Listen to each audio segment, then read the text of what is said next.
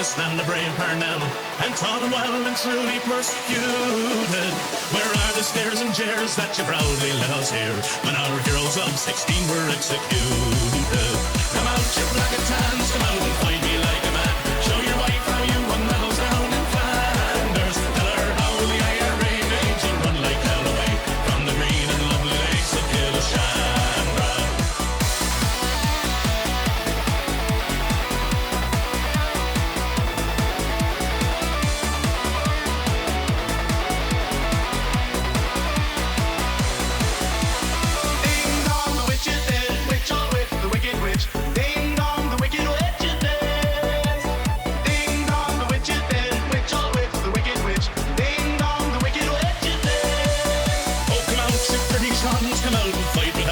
Show your wife how you won medals up in Derry. You murdered 16 men and you'll do the same again. So get out of here and take your bloody army. Come out, you black and tans, come out and fight me like a man. Show your wife how you won medals down in Flanders. Tell her how the IRA made you run like hell away from the green and lovely lakes of Killashandra. Oh, come out, you black and tans, come out and fight me like a man. Show your wife how you won medals down in Flanders.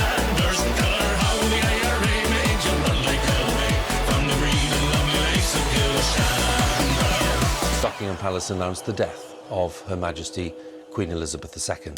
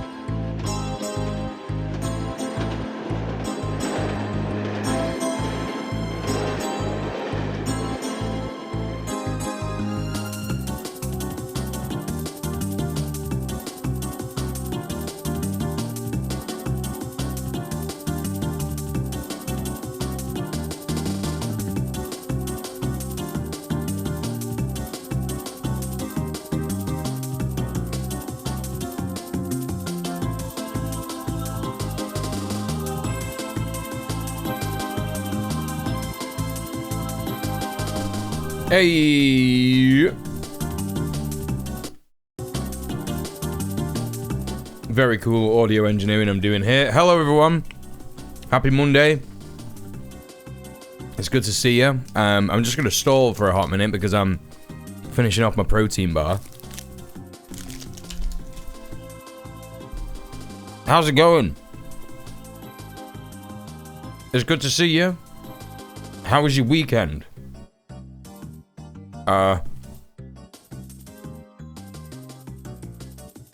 Yeah, just give me a minute.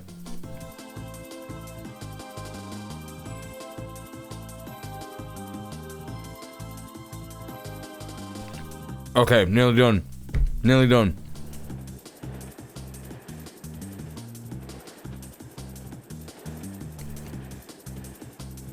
Okay, I'm swallowing.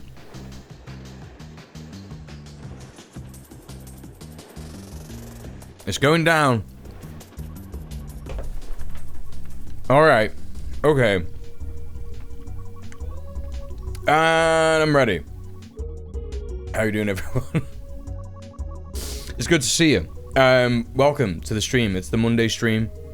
Hope everyone's doing okay. As good as you can be doing. It's good to see so many people in the chat already.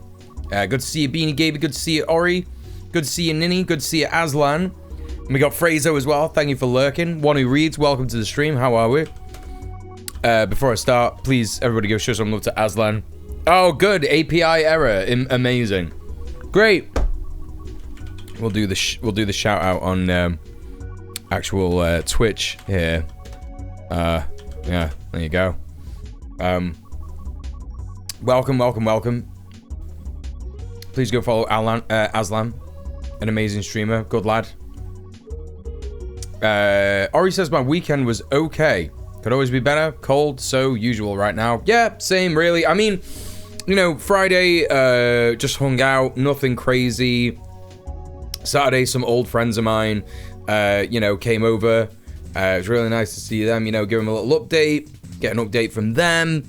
Yeah, pretty cool. They were pretty respectful of, like, you know, how me and Lena feel about COVID. So we were like, look, we don't want to go anywhere. We don't want to see, we don't want to be in like crowded areas and shit like that. Is there any chance that we can like just hang out at mine? And they were like, yeah, sure, no probs. So they came over and they had some beers. And obviously me and Lena didn't really have any beers. But that was nice. And then Saturday night, we had movie night, which was played with technical difficulties. And I was unable to chat as much as I normally could because of those technical difficulties. So that was quite annoying. But we watched Porco Rosso and Hiruko the Goblin. Both very, very cool videos. And if you want any more information on Hiruko the Goblin, I'm going to be making that my Patreon movie review of the month this month. So go and join the Patreon if you haven't already. Exclusive content like that is available to people on Possum tier and above. So make sure you check out the Patreon. It's there in the socials command. So yeah, please go and check that out. You started Porco Rosso when I had my TAT RPG session. I love Porco Rosso so much. I'm sorry about that, Ori. Yeah. No, it's it wasn't a like crazy massive turnout for movie night, and that's my bad because I hadn't like organized it properly. And yeah, I'm sorry about that. But we will be having another double feature movie night this weekend, and hopefully there won't be any technical difficulties with that in particular. So that's that. Yeah, I had a little bit of a panic this morning because I woke up and Tom had apparently like thrown up in the bathroom a couple of times, and I was like, this is like the first time something like this has happened, and I'm like, oh my god. And it was like a white sort of like salivary throw up. I'm sorry if that's a little graphic for people listening, but it turns out it was just a hairball. I had no idea. I've never seen a cat hairball before, but there was like a bunch of like matted hair in some of it, so it appears that that's actually what it was.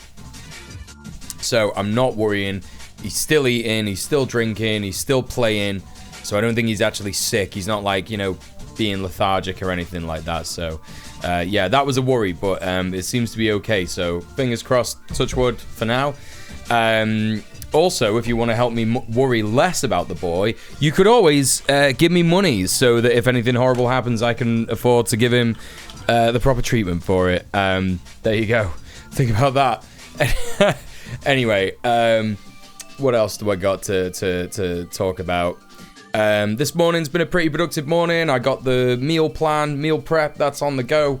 That's on the hob. I've also got to remember that that'll be done at about 5:30, so I'm just going to put like, hold up. Just put a little reminder in my phone for that, just so I don't forget, because I forgot it last time. And the curry, although it was very good, was very, like, mushy. It was kind of a bit like baby food. So, you know, in order to prevent that from being an issue... wait, no, not 5:30, 6:30, because I put everything on at like 4 o'clock. Okay, yeah, it's fine. It's fine. So 6:30. Where's 6:30? There it is. Okay, so that should go off on my phone. Great. Cool. So yeah, I got the meal prep on the go. Completely forgot to get freezer bags from Aldi. So instead of them really good Bako foil ones, I've now got these like ones from Sainsbury's that are like you push them together and they clip. So fingers crossed, hopefully that's gonna be all right going in the freezer with like, you know, a bit of a wet chili, as it were. But I'm sure it will be, so I'm not worried too much about it. Hey Steph, good to see you. Welcome in. So that was that. Red Planet last night was amazing. If you didn't catch Red Planet last night, it was really good. We spoke to Drew, one of the actionists who does stuff with Palestine Action. Basically, like, got on the roof of a corporate landlord who was basically like a corporate landlord for Elbit Systems. Elbit we're going to be looking at a little bit in the stream in a second. And he had some really, really cool stuff to say. Really, really good experiences to share. Lots of very cool insights into, you know, what it means to be an activist, what it means to be someone who engages in direct action and stuff like that. So yeah, that was a really, really good show. I was really, really happy with it. Me and Kira killed it, even though it was just me and Kira. So yeah, feeling pretty happy about that. Feeling pretty proud of my co-host and I. And of course Conrad and our new editor as well, who is going to be doing some editing and hopefully making like a few little clips and stuff like that of the show itself. So that's cool. What else do we got? What else been up to? Yesterday, member solidarity meeting with the union. That was really cool. We got loads of people who are volunteering to do stuff with the union at the minute. So that's just incredible. Very, very cool. Very, very based. What else? I think that's it for the update of the weekend, but I'm sure something will, like, jump into my mind, you know, later on. But we'll see. Anyway, let's jump into the main section of the stream. We're jumping into the politics category chat. Failed to update the game. That's cool, isn't it? Is that because there was a capital letter missing? No, it's because Twitch's API is fucked again. Very normal. Very cool. I'll just do that manually then. That's fine. Alright, no worries. It's a good job I've been doing this for ages. Hey Val, welcome to the stream. Hope you're doing well. Yet to get anyone in the YouTube chat today. That's interesting. I'm happy for people to you know, lurk in the YouTube chat. That's fine. Alright. Politics has been deleted. We're saved, yeah. Yeah, that would be nice, wouldn't it, actually? That would be very, very cool. Right, let's take a little look at what we got. We're doing the Twitter news update. We're starting off with an absolutely insane post from Israel. Very normal country, definitely legitimate country, very cool. So this says 700 Israeli Tesla drivers came together to create a first-of-its-kind light show in support of the more than 100 Israeli hostages being held captive in Gaza. Bring them home now. So this is normal, isn't it? 700 Israeli Tesla drivers doing a first-of-its-kind light show. What's this going to look like? Let's have a look. Adam, welcome to the stream. Sorry that you joined in at this moment specifically.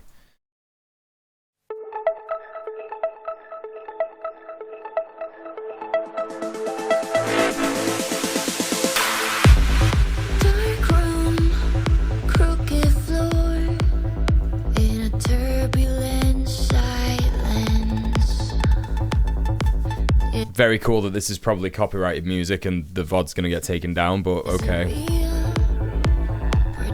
Do you know what? We don't need to hear the tunes. Let's just see the rest of it. Okay, so they're all parking up. They're all parking up very close together. Yeah, causing a lot of traffic for other people on the main road. Very normal, very good. It's good for everybody, that, isn't it? That's happening. Oh. So they're all just... flashing their lights. It's creating patterns, right? This is definitely gonna bring the hostages home. I can feel it. I think this is absolutely like this is what it's gonna take. I think if they just do this like another 10 times, maybe they'll get the hostages home. You know? Maybe they'll get the hostages home if they do this another 10 times. It's not even cool aesthetically. You know, one of my favorite things is just like red and white lights in vague, inconsistent patterns. I love that. It's one of the coolest things ever. It should be noted at this point. It should be noticed at this point. And I'm gonna just like. Cheryl Weichel is a great sort of like person to follow. I've shouted out Cheryl Weichel a few times. She does a lot of good updates on what's going on. And I'm just gonna find this just because it's one thing to say it. But it's another thing to actually have, like, the source. Just give me a sec. Okay,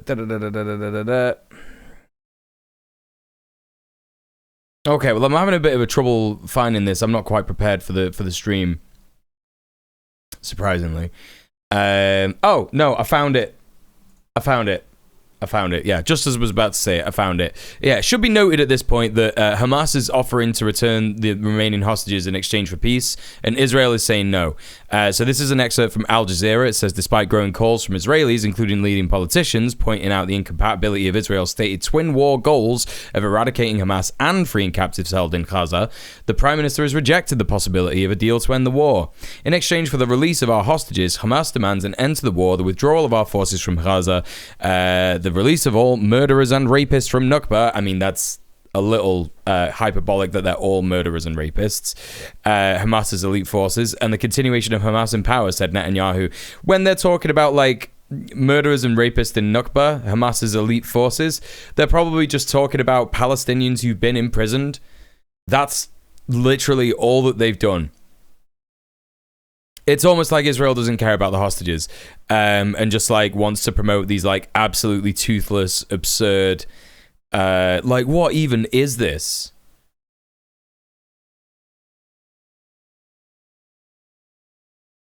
Like, do these people really think that they're doing anything? I mean, they're Tesla owners.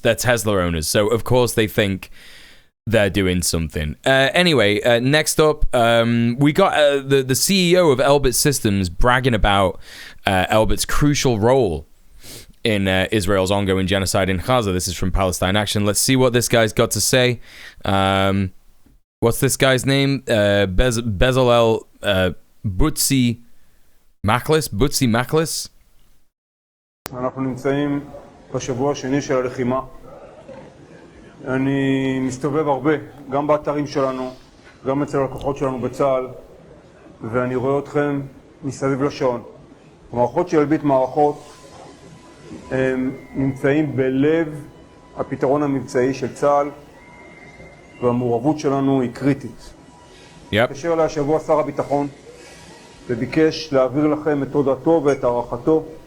So this appears to be the CEO speaking to the employees at Elbit. שרים דומים קיבלתי גם ממנכ"ל משרד הביטחון, ומכל חברי משרד הביטחון בראייה הרחבה.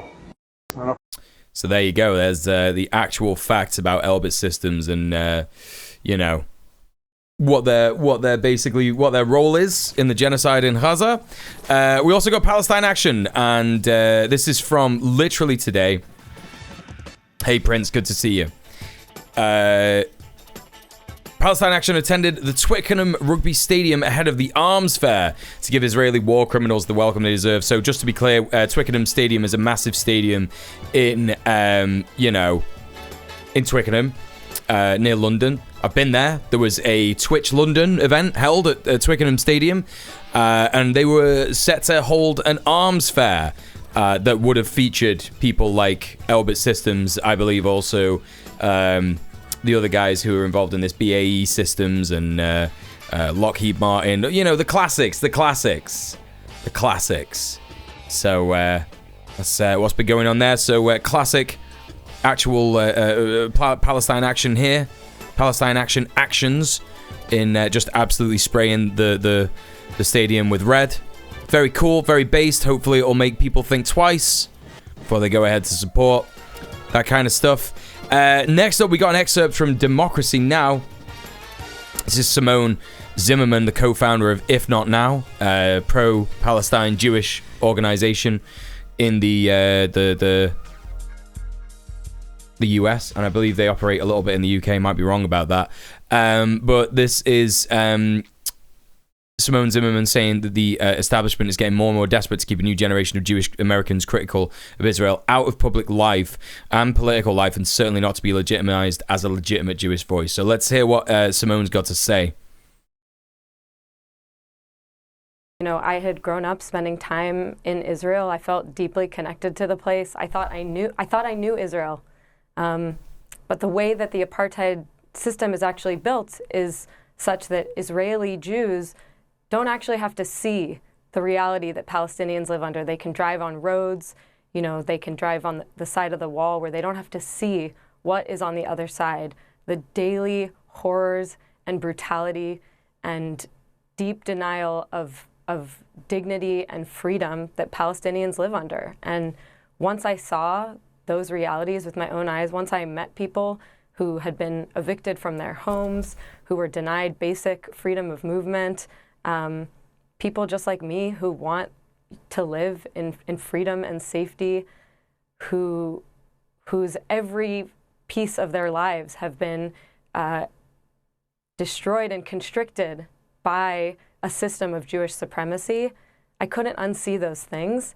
And again, as Aaron has already spoke about, this is a story that thousands of Jewish people around the world have encountered.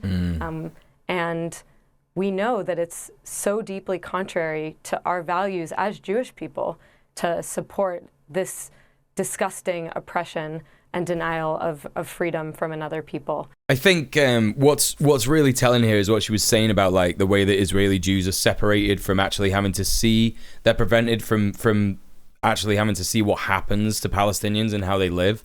You know, there's lots of people who say like, oh, you know, there's a lot of people in Israel who don't agree with this stuff, and it's like, yeah, that's true to a degree. I've said it myself, and it is true to a degree, but you really have to like understand that even liberal Zionists don't want a two-state solution. Do you know what I mean? They're like, oh yeah, you know, let the Palestinians live in Israel, not Palestine, you know. So it's just, it has to be said. And there are like a lot of Eastern European Jews who, at the very start of the Zionist project, all the way back in the 1920s, 1930s, they were assimilating into Palestinian society. Like, they were literally like going, yo, we can like live here and just be Jewish and it's fine. And, you know, this is really cool and all this, that, and the other. But like, there were just extremist Zionist militias who were like pushing them and pushing them and pushing them to just like do this Jewish supremacist, you know, project. And that's kind of like how this started. And you can now see like echoes of that in that, like, yeah, there will be like Jewish Israelis who do, you know, not even like Jewish, just like Israelis and Jewish Israelis who want, you know, a peace. They want like you know, people to live and coexist and shit like that. But they are so blinkered to the actual reality of what, they're shown little snippets that the state wants to, use as propaganda, because that it benefits the state, right? It benefits the imperialist project. Hey, Porcelain, good to see you. Hope you're doing well today. And with that in mind, that makes it easier for them to just like accept what's going on. It just makes them easier to just accept, like, oh, okay, yeah, this is it. Like, they're doing the good thing. They're fighting the good fight over there. And, broadly speaking, Israeli society is extremely radicalized against Palestinians. And, there are some people asking for a ceasefire. There are some people asking for the abolition of Israel. Those people definitely get oppressed and beaten up and shit like that, So, yeah, very important to remember that. Hey, Johnny, good to see you. Everybody go follow Johnny. Sorry, the API shit is not working today. So enjoy that official Twitch shout out. There he is. Hey, Riff Clears, how's it going? I've come to inform you that I've decided that me, am the revolutionary vanguard. It's vital to the revolution that you subordinate yourselves to me, lest the ruling class crush it. Yeah, not going to be doing any of that. That's not going to happen. Not in a million years. So there you go. Hey, Vitriol, good to see you. Hope you're doing well. All right.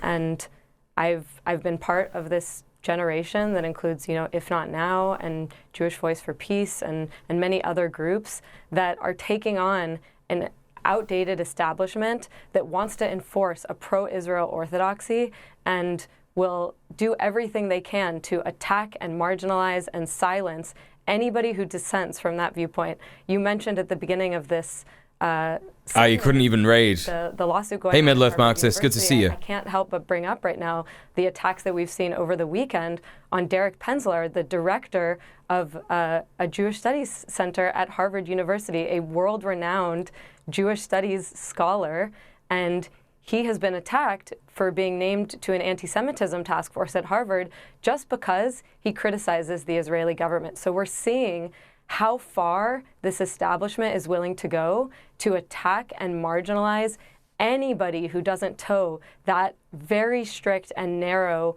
orthodoxy, and increasingly anybody who doesn't defend this government's genocidal assault on the Gaza Strip. And it's absurd, but it's also deeply dangerous and offensive to those of us who are acting out of a deep place of intellectual integrity, of Jewish values, of a commitment to justice, who want to build a world of genuine safety and freedom and dignity for Jewish people and for Palestinians. And that old guard is more and more desperate to keep any of us out of public life and political life, and certainly not to be legitimized as a legitimate Jewish voice. So, talking about how there is a whole organization on Harvard University campus, campuses, I imagine, trying to basically be if you say anything about Israel, you're an anti-Semite. But of course, it's the leftists and the liberals, isn't it, who are taking over college campuses all over the US and making them woke, isn't it? Yeah. So we know actually what is going on. Okay, more insane shit with the that isn't related to Israel and Palestine. We got Grant Shapps over here. If you don't know who Grant Shapps is, he's the guy who's been blocking the pay rises for the RMT union. So the Rail Maritime Transport Union in the UK, been demanding a pay rise for the last year and a half. Just completely absolutely doing their best, doing a lot of striking, trying to work at the same time, all this kind of stuff. And then they had a cabinet reshuffle recently, and now he's defense secretary. So that's cool, isn't it? Secretary of Transport, all of a sudden just shift him over to be defense secretary. And the first thing that he's sort of really proud of, and in his time as defense secretary for the UK, United Kingdom, normal country, is the UK's first laser weapon. He says, meet the UK's first laser weapon, Dragonfire. UK military scientists have for the first time shot down drones by using the laser to cut through incoming targets at the speed of light. Capable of being fitted to future warships, it will be a vital British weapon as the threat of drone warfare grows. He's talking about Yemen, he's talking about Houthis, he's talking about, you know, Yemeni drone strikes. Dragonfire is just one of the potentially revolutionary capabilities we're investing in to gain an advantage against our enemies. So yeah, very cool. Definitely not dystopian. They have like a massive fucking laser. Yeah? They have a massive fucking laser. And people in the UK can't afford to eat. People in the UK can't afford to heat their homes. People are sitting in the living room with their coats on. I'm one of them. Do you know what I mean? Yeah, the Houthis, they've killed millions of... Oh, no, wait, actually, they've not killed anyone whatsoever. Yeah, that's right. Yeah. They disrupted,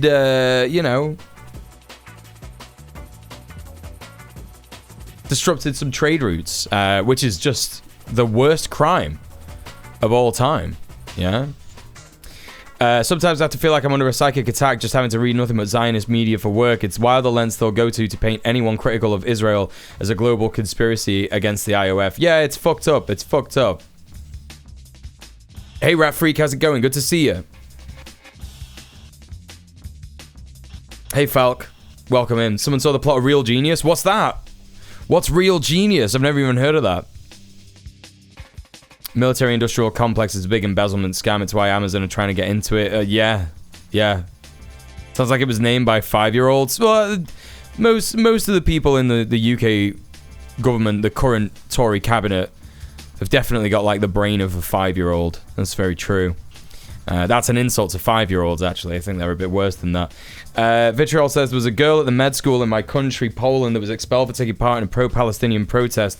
Really scary for me because I'm on the 4th year of med school. Something like this would destroy my life. Yeah, no, well, this is why they do that stuff, right? This is why, they'll do things like life-ending punishments for anyone who expresses any kind of criticism of Israel. What you're doing is you're challenging the imperial interest. You're challenging capital. You're challenging imperialism.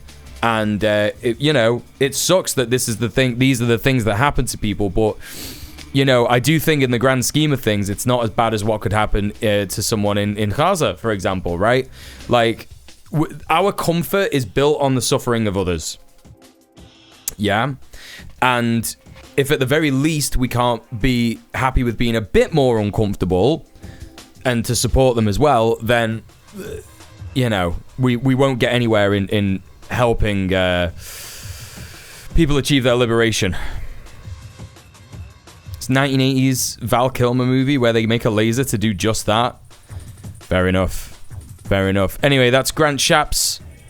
Next up, this is what happens. This is what happens when the Labour Party shifts further to the right. Keir Starmer basically just has a bunch of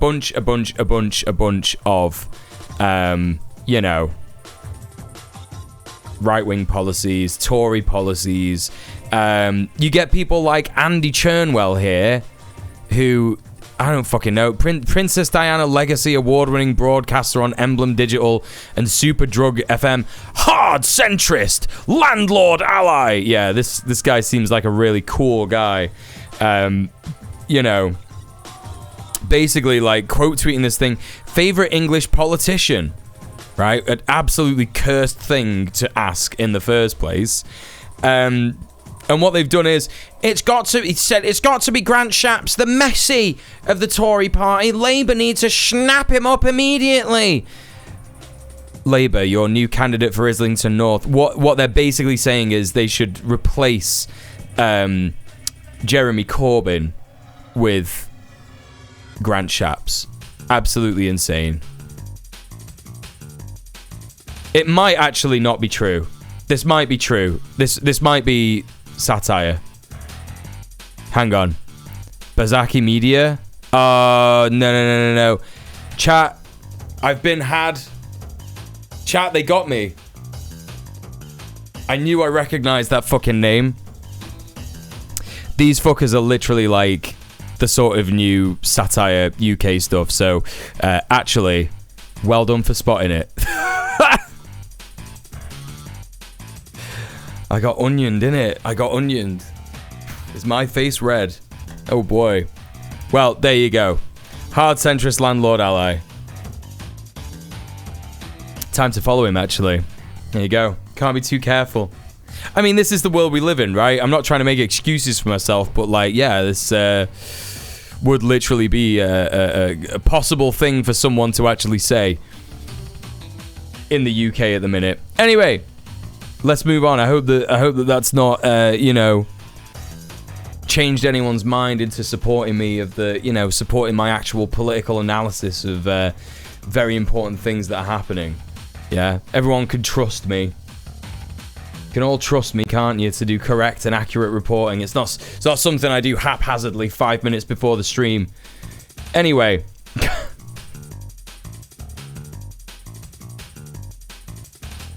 Right, listen. It's time for the next bit of the stream, and you know what it is. It's Big Amy, Big News. I'm very excited to be checking out some big news from Big Amy. We got 12 minutes of Big Amy. So, content warning of war and violence. I'll be doing my best to try and shield you from that kind of thing. It's Democracy Now! Go and support comrades at Democracy Now! Show them some love, innit? Because they're absolutely incredible. How do I pin a chat message? I've seen other streamers do this, and I think it's really. Let me just figure out how to do this real quick.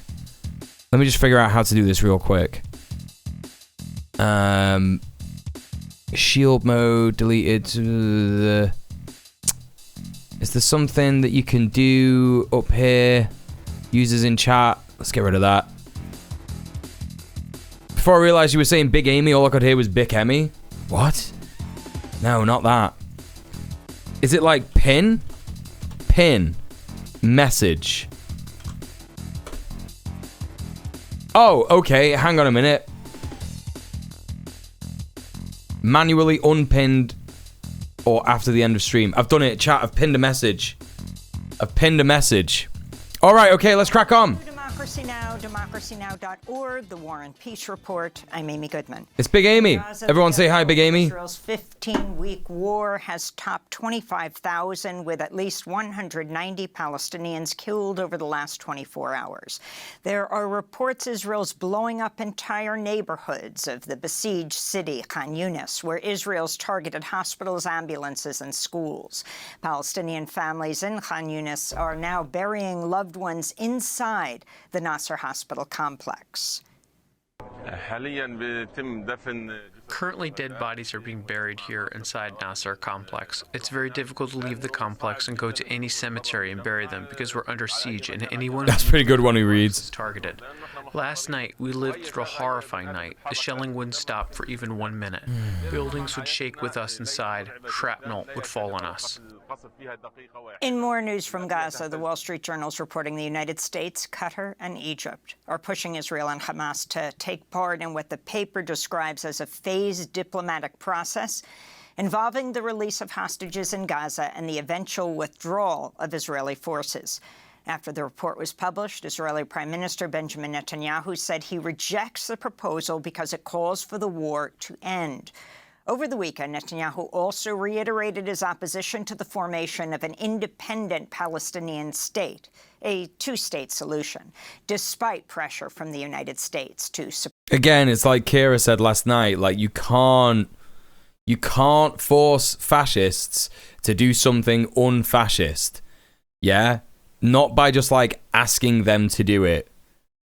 The only this is just such a ideological confirmation for anyone who has ever sort of said, you gotta just debate and you gotta prove them wrong with facts and logic. No, like, the only thing that fascists respond to is violence. Like, that's the end of it. That is simply the end of it. You know? You want to stop a fascist being a fascist? You know?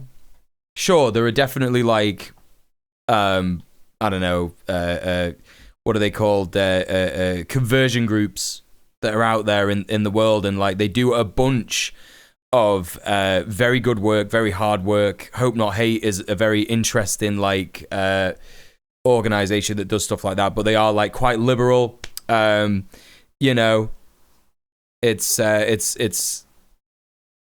not impossible to convert a fascist and, like, stop them from being fascist. But in the grand scheme of things, especially if you're talking about a fascist state, yeah, fascist individuals are one thing. A fascist state, like a group of individuals who are, like, controlling a large amount of land territory with one of the most well-funded armies in the entire world, they're not going to respond very well to debate, are they? Do you know what I mean? In fact, when people try to debate them, what they do is they kill them or they put them in prison. So, you know, that's that, isn't it?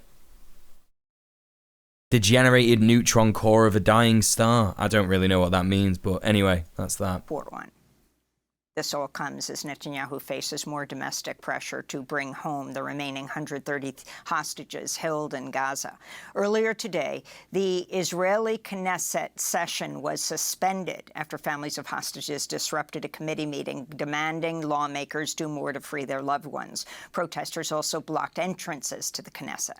On Saturday, friends and relatives of Israeli hostages protested in Tel Aviv. This is Maccabit Maya.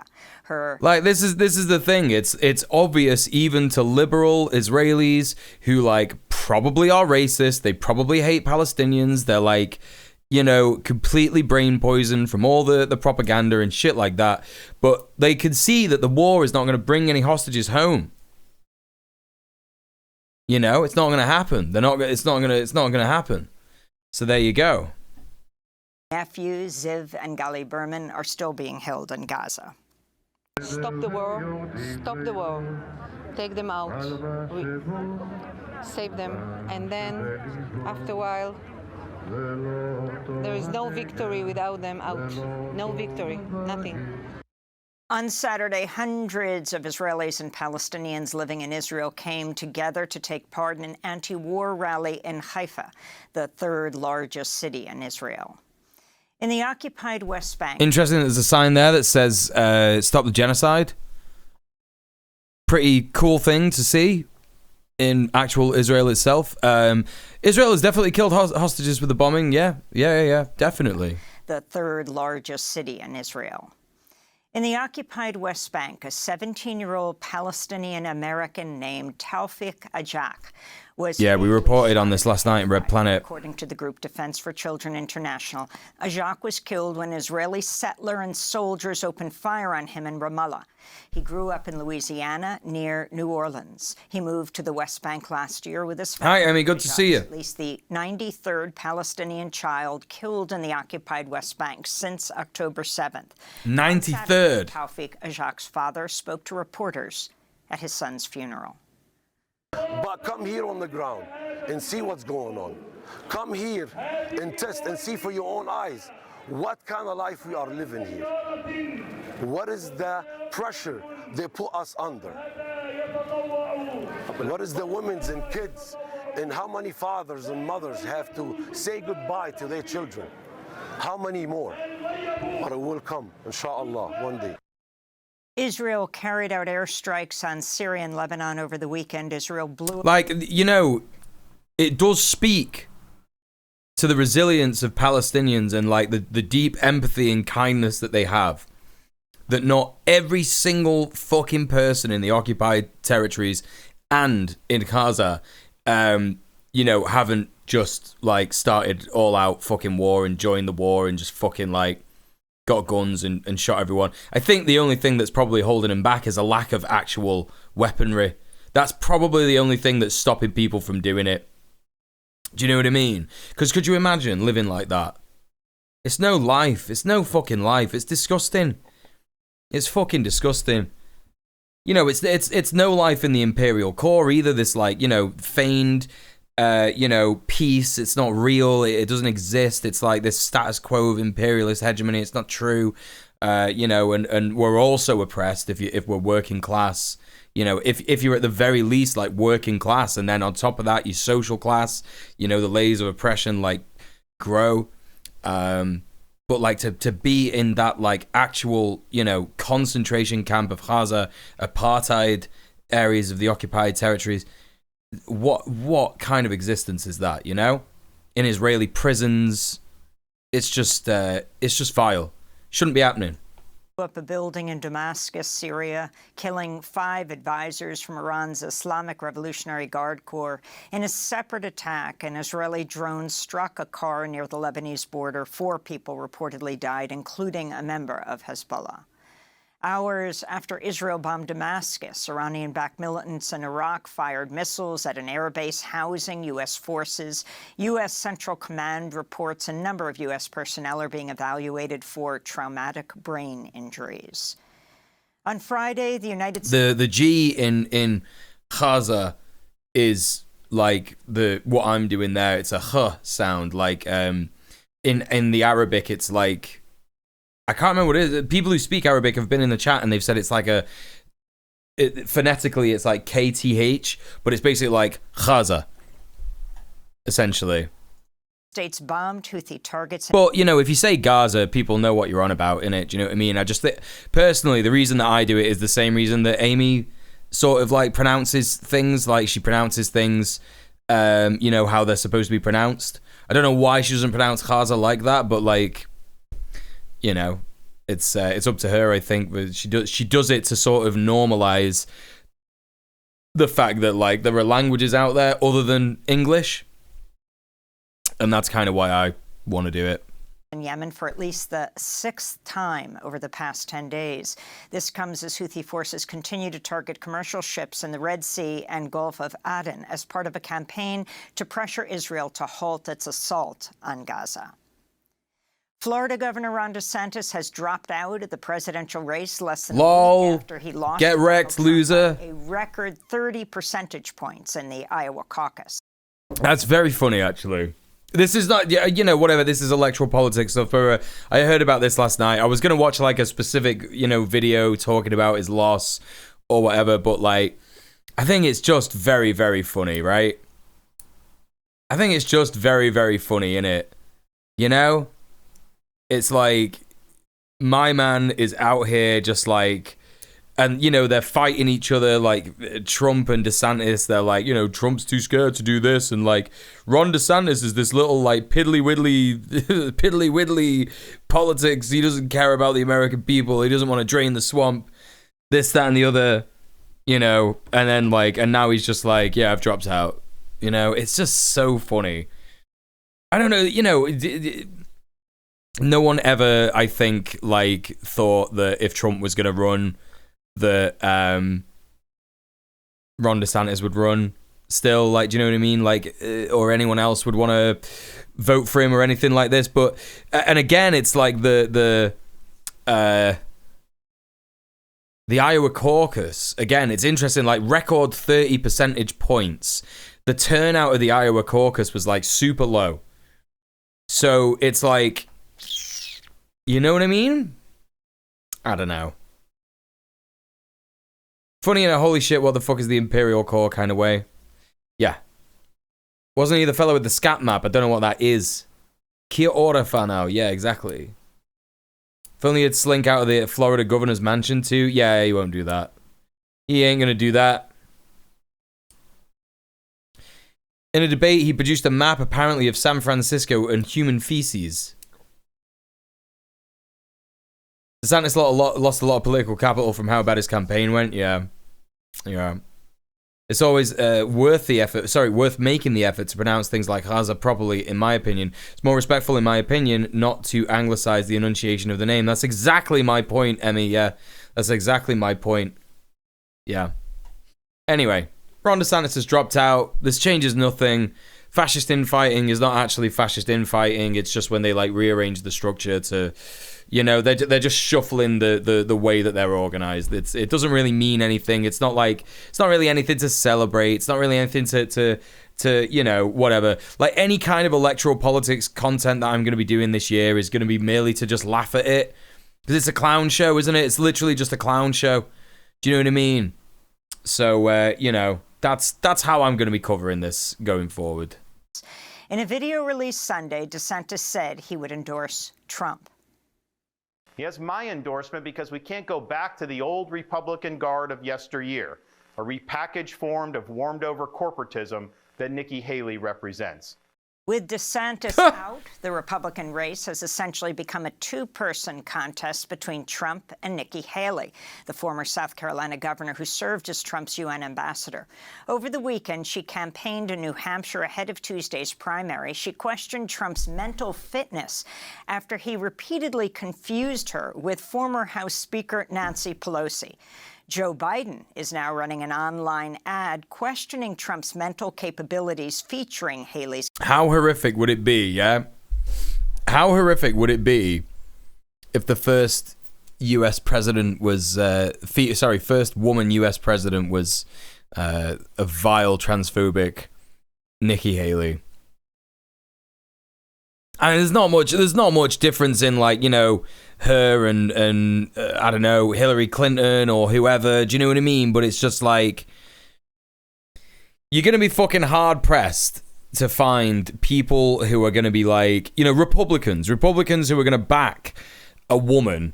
Yeah, they famously hate women. They don't care if Trump has got, like, you know, a brain leaking out of his ears or whatever they're trying to say here. Like, oh, he doesn't know who I am. He keeps saying I'm Nancy Pelosi. I mean, she might as well be Nancy Pelosi as far as I'm concerned. But, you know, like, Republicans don't care about that as long as he's, like, a man and he's, like, prepared to do these, like, insane policies, like, you know, deport all transgender people or whatever he's, like, planning to do, shit like that. They don't care. You know, so it is just a clown show, isn't it? It's bullshit. Yeah, the contradiction is the point, for real. Hey, half a laptop, how you doing?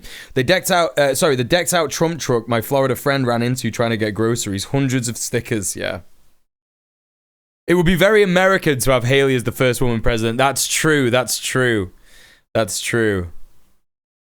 You know?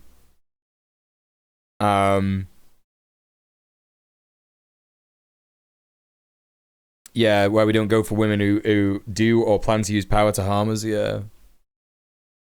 It's not like it matters materially, but I'll have to listen to liberals and centrists say shit like, well, the Republicans elected the first woman president for the rest of my life. Yeah. I mean, look, you know, like, the charade's not going to last so much longer, folks. Let's face it.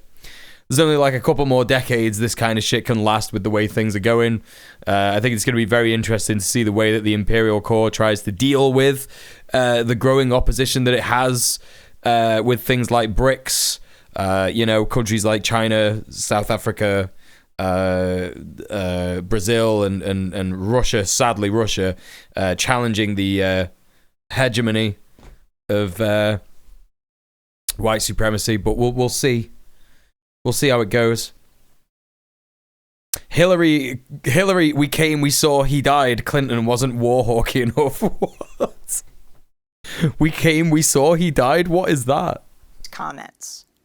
Last night, Trump is at a rally. You know, Nikki Haley. And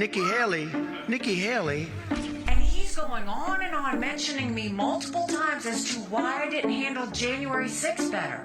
Nikki Haley is in charge of security. We offered her 10,000 people. They don't want to talk about that. I wasn't in office then. They're saying he got confused. He got confused and said he was running against Obama. He never ran against Obama. And we did with Obama. We won an election that everyone said couldn't be won. Obama he doesn't want to talk about it. Well, you mean President Biden. So, don't put our country at risk like this. I'm Joe Biden. Oh, that's what we said after that's what she said after Gaddafi died, right? President Trump also said Joe Biden will bring us into World War II. We'll have more on the Republican race. Wait, what? Trump also said Joe Biden will bring us into World War II. You know, he some of the things he says, man, like this is the problem. Like, it's too entertaining. It's too genuinely entertaining. Like, it's just like having a, you know, completely absurd older family member or something. They're just like uber racist, super like annoying and stupid, and they just like say the most stupid shit. Hey Crystal, what's going on? Where's the lie? No, World War II, not World War III, World War II. My man's saying World War I never happened. My man thinks World War II was World War I, and that's it. Yeah, very senile. Yeah, you know, it's fucked. It's fucked. Oh, God. Anyway. We'll have more on the Republican race later in the program. In news on the war in Ukraine, at least 27 people died in the Russian-occupied city of Donetsk. Biden's got a time machine, it's true. By a barrage of artillery shells. Local authorities blame Ukraine for the attack, which Ukraine has denied. On Friday, a Ukrainian drone attacked an oil storage depot inside western Russia, resulting in a major fire. The Russian facility held about 1.6 million gallons of oil. In Germany, hundreds of thousands of people took to the streets over the weekend in nationwide... You know, it's absolutely wild being part of Red Planet. And, like, you know, we reported on all this same stuff last night, apart from the Ron DeSantis thing. It's just crazy that we're doing the same level of reporting as... Amy Goodman on Democracy Now! They're obviously leagues ahead of us, but it is just wild to see her, like, you know, doing you know, the same stuff that we've done. It's crazy. Protests against the rise of the far right. The protests came days after... Liberals don't care about the nuance. I know, it's annoying. It's annoying. Far-right Alternative for Germany, or AfD party, recently took part in a meeting where a plan was discussed to mass deport immigrants and, quote, non-assimilated citizens, unquote. German protesters decried the growing rise of the far right. Crazy that they don't like the growing rise of the far right. They hate that, but they love Israel. They love Israel. Yeah? Very cool. It is particularly important to me because I have the feeling that the same thing is happening again, as it happened with the Nazis back then. The whole shift to the right is being normalized. People would rather work with the right than with the left, and it's important to set an example. There are left-wingers. We are here. We are many, and we are against it. Indian Prime Minister Narendra Modi has inaugurated the controversial Ram Temple, a massive Hindu temple built on the ruins of a historic mosque in the northern town of Ayodhya. Cool, ethnic cleansing. Previously home to the centuries-old Babri Mosque, which was razed to the ground in 1992 by a Hindu mob, triggering the most deadly religious riots since Indian independence. Over 2,000 people were killed, most of them Muslim. The opening of the new temple is seen as an unofficial kickoff for Modi's re-election campaign for a third term and a triumph for his Hindu nationalist agenda. All good, Riff. No worries. In New York, a 3-month-old migrant girl has died after suffering... Thanks for the follow. Arrest. She was staying at a migrant shelter with her family in Queens. This comes amidst an ongoing housing crisis for migrants, many of whom have been left scrambling for a safe place to live after New York Mayor Eric Adams imposed a 60-day limit for families to stay in shelters. The limit's just 30 days for single men. In Brooklyn, around 2,000 migrants staying at the Floyd Bennett Field tent facility, many of them children, have been facing below freezing temperatures for days. Democracy Now! Was at Floyd Bennett Field this weekend and spoke with Fabiola Mendieta Quapio, a Brooklyn resident and immigrant justice advocate who's been organizing to help provide immigrants with essential needs and resources. We've been receiving complaints about people getting sick because it's limit on how long you can stay in a shelter. Yeah, it's common practice. Inside, but still, you know, it's just in the area. The area is cold, isolated. Most of the people who live inside this tent. You know, every single time we look at stuff like this, you know, I am pressed to remind everybody that like this is the imperial core trying to stop anyone from getting into it, getting inside it, yeah, to actually like talk about what's going on in the imperial periphery, bring people's awareness. You know, like Palestinians, for example, right? Palestinians have to seek asylum if they want to get out of Gaza, if they want to get out of the occupied territories, whatever, right? And in the diaspora, if they manage to get asylum, if they manage to get like, you know, leave to remain, stuff like that, you know, they are still like monitored. Like, you know, if they say anything, if they do anything, you know, the police are on their ass. You know, they don't want people telling people about what's going on in Palestine. They don't want people saying what's going on in I don't know, wherever this person's from, like, you know, anywhere, Latin America, everywhere where like the US has its imperialist hands, its fingers in what's going on. That's the reason for this. Like, you know, see the broader picture here in every single thing. This is like material analysis that like, you know, can be applied to imperialism. It can be applied to geopolitics. Like, that's, you have to kind of look at it like that. That's why they make it so hard for immigrants. It's why they make it so hard for asylum seekers. They're new arrivals, right?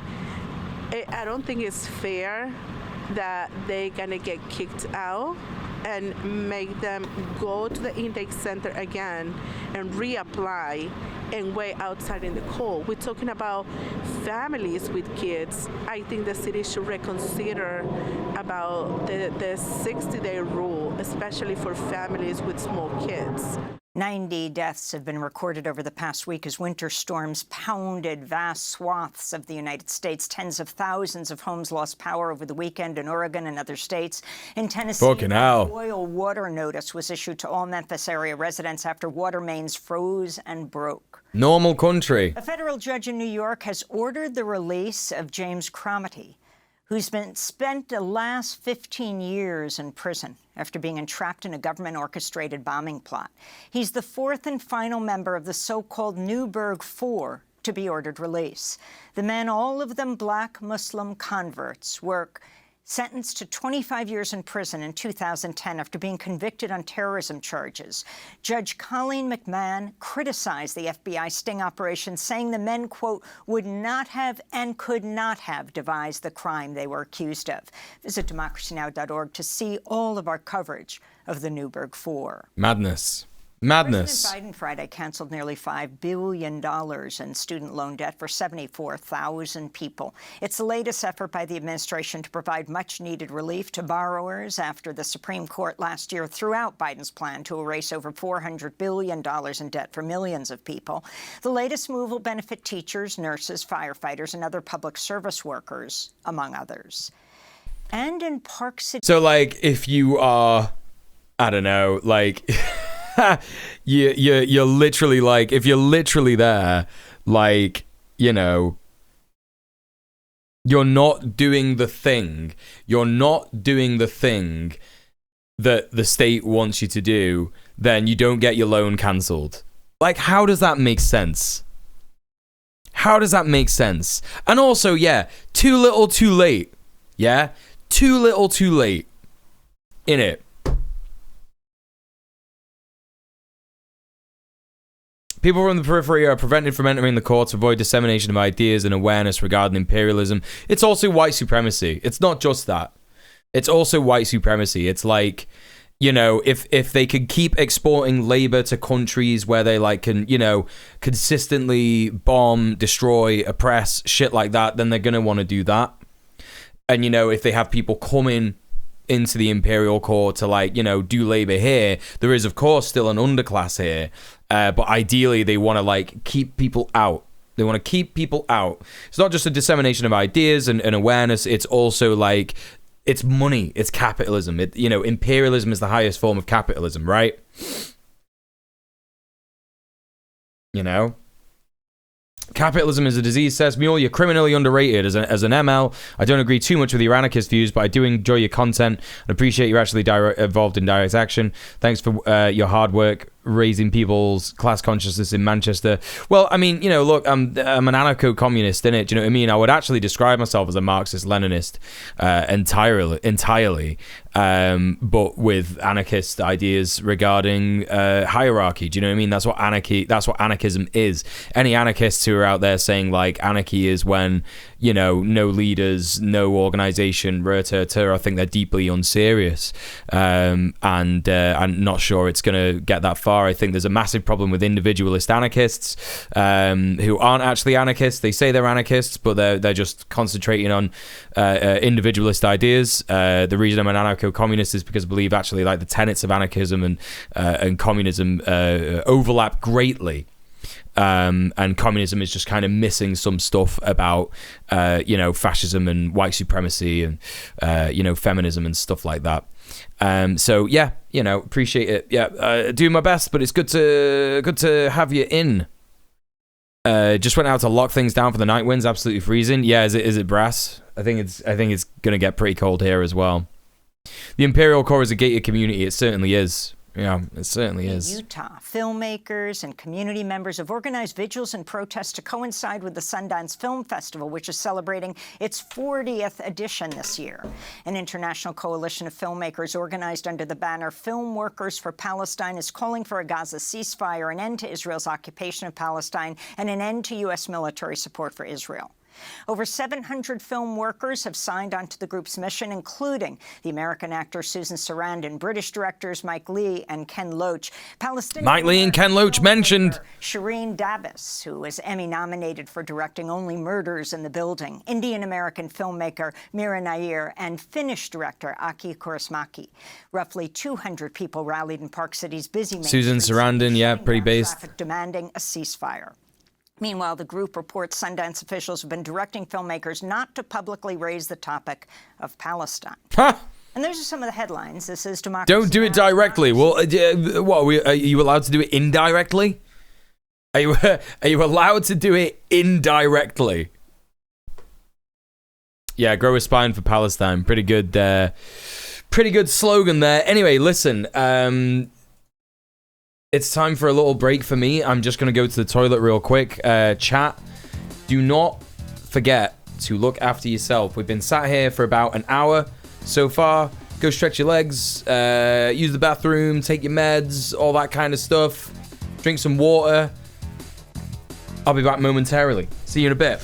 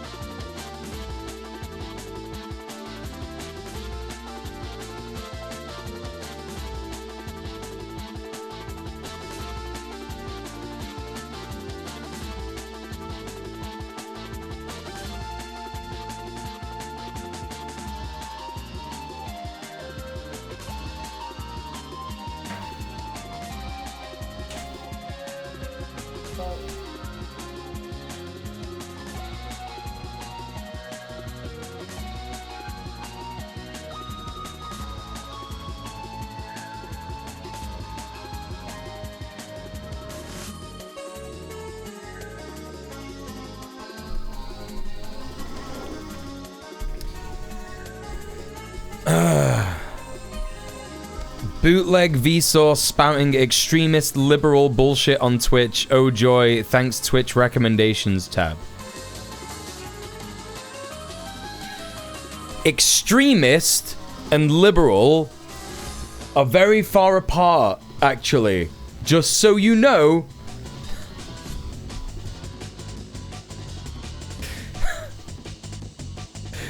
God, fucking conservatives are so stupid, man. More offended that you called me a liberal, actually, than bootleg Vsauce. Yeah, extremist liberals are just conservatives, actually. Don't know if you knew. They're your lot. Yeah? Catch the extremist liberals telling you to vote really hard. Yeah, they'll kill you if you don't vote. Sounds very liberal, doesn't it? Tasty buzzword salad. Yeah. Yeah. You know, and you felt the need to, like, you know, come in the chat and say that, by the way. No one's forcing you to, like, come and watch this extremist liberal. You know, you forced yourself to watch me, actually, and come in the chat, didn't you? And say, like, completely absurd, unintelligent things. Uninformed, ignorant, unintelligent stuff. So there you go. That's that happening. Anyway, we got a little bit of a Palestine update. Some bits and bobs about Palestine. You know.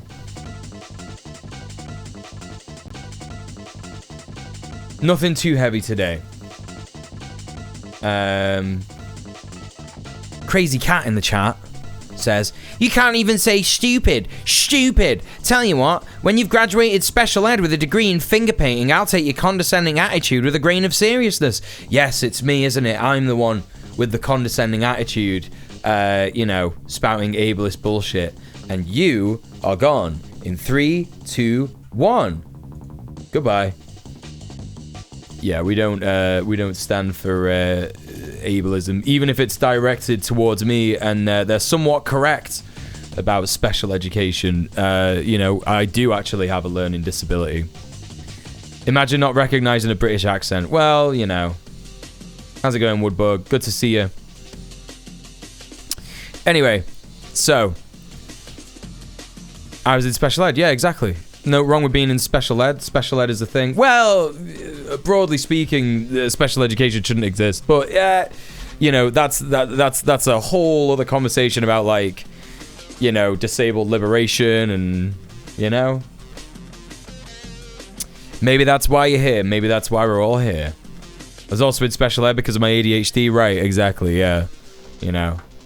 Yeah. Not the own you think it is, my dude. But they're gone. Let's take a look at that account. Account created 12th of January 2024. Okay, yeah, that's definitely like a serious, like, Twitch chatter.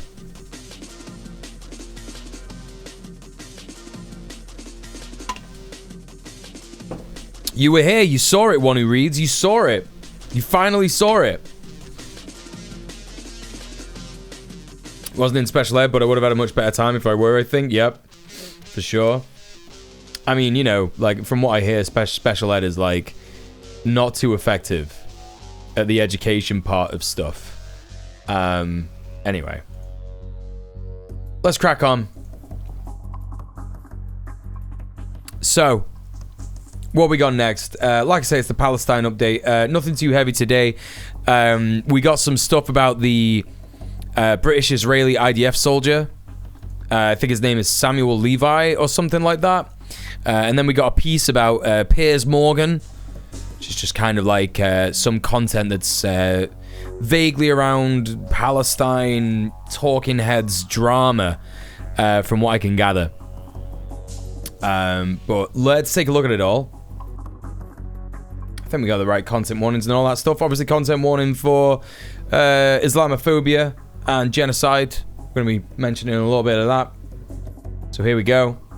Let's check out this one bit. Youth event for British-Israeli IDF soldier cancelled. We're talking about Gaza. We're talking about Levi Simon, that terrorist that's come back from, what's it called, Gaza. A British charity called the Boys Club in northwest London was set to host a British-Israeli dual national called Levi Simon. You may know him from this clip. Inside of Gaza. Exotic laundry that you... And that clip. Gaza waving an Israeli flag in one of their schools where they teach terrorism, so... To be clear, you can just, like, go to Israel if you are Jewish. So if you convert right? And you want to be in the IDF, no problem. Doesn't matter where you are. Head over there, join the IDF, you know. That's the end of it. And my man's making content. My man's making content. Tour Israel with Levi.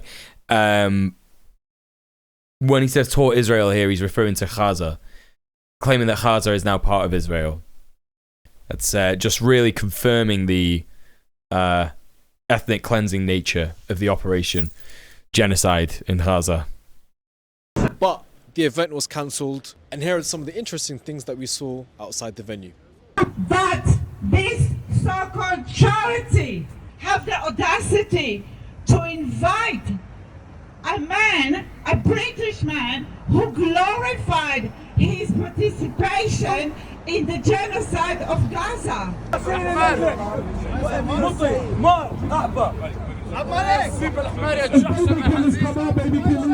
Baby killers, come on.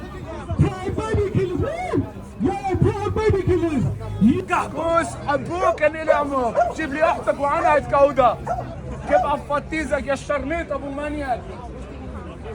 So my man's like learned Arabic just... Oh my god, I'm losing my mind. Absolutely negative pussy drip. What is this bullshit right here? My man has dripped up his dog in one of the most embarrassing Israel flag. What is going... Like, that poor fucking animal, man. That animal is literally like...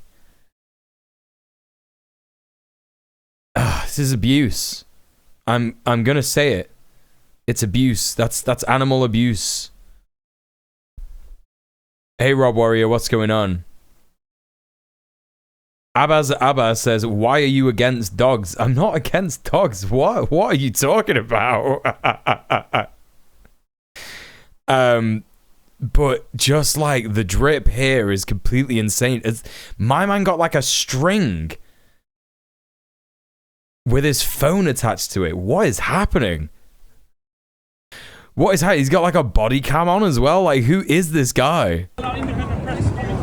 They're killing journalists, man. Come on, man. Israel's killing journalists. They're killing babies. They're killing children. We're not stupid. We're not dumb. The whole world knows that. Even a kid knows that. Time to cancel me for being against dogs. It's true.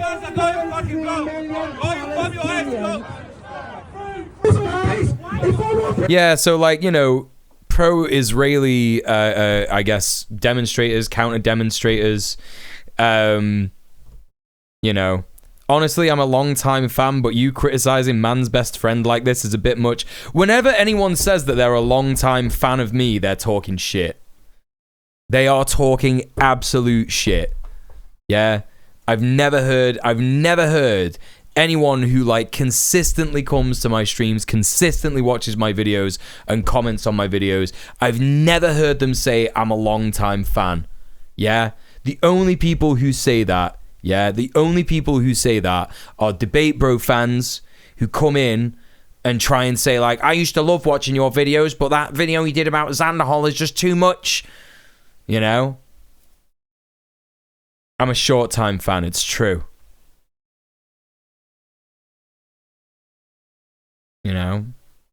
And also, like, you're directly putting words in my mouth saying that I'm criticizing a dog, when actually what I'm doing is I'm criticizing the way that this man has, like, dressed his dog. Yeah? I actually said, you know... I literally said, this is animal abuse. And my man's like, you're against dogs, I can't believe it. Oh, incredible. Yeah, I'm definitely bashing dogs. I'm famously against dogs. I hate dogs. Never had a dog in my life. It's true. It's true. You called me out, bro. You're, you know, djmuel exposed. So yeah, anyway, as I was saying, like, you got like Israeli supporting counter demonstrators, or maybe they're Israeli themselves, you know, if they learn Arabic just to like hurl insults at people who can speak Arabic, to do Islamophobia against them. Incredibly fucked up and vile. Also, as I said, they're like, you know, abusing their dogs by you know, fucking dressing them up in Israeli flag garb. And you've also got them just like shouting stuff, saying like, go live in Gaza, we'll go and like bomb, we'll bomb you as well, and shit like that. So very cool, very normal that they're just like saying this to these people who are like rightfully mad that this guy, who was essentially a fucking terrorist, yeah, has gone and, you know, done all this shit, like, you know, literally gone to Gaza, literally killed people, probably children, probably women, you know, and innocent men as well. Let's not forget, it's not just like, you know, women and children who are innocent in Gaza. So yeah, it's obviously just like, you know, they're desperate, they're fucking clutching at straws. Go live in Gaza, you'll get bombed. They're basically threatening him with genocide. It's just like horrible, horrific shit. Why you guys bringing the terrorists? That Levi Simon, man. That Levi, everyone knows. The whole of the world knows Israel's a terrorist state. The whole world knows Israel's a terrorist state. Do you understand? We're the Stop Israeli terrorism! Stop Israel kidnapping Palestinian children! Stop Israeli terrorism out of the home! And they are bombing everywhere they are! Everywhere they go to! They are bombed by Israel! We are witnessing the massive Holocaust that Israel is responsible.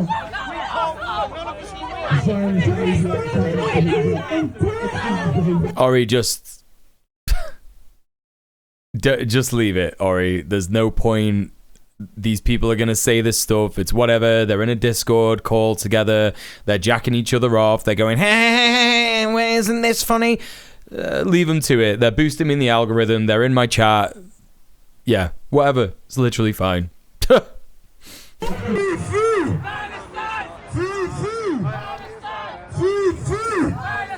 They support killing people, murdering babies in bed, you know.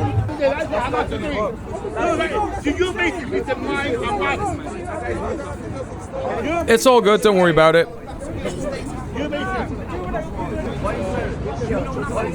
Because you guys know nothing.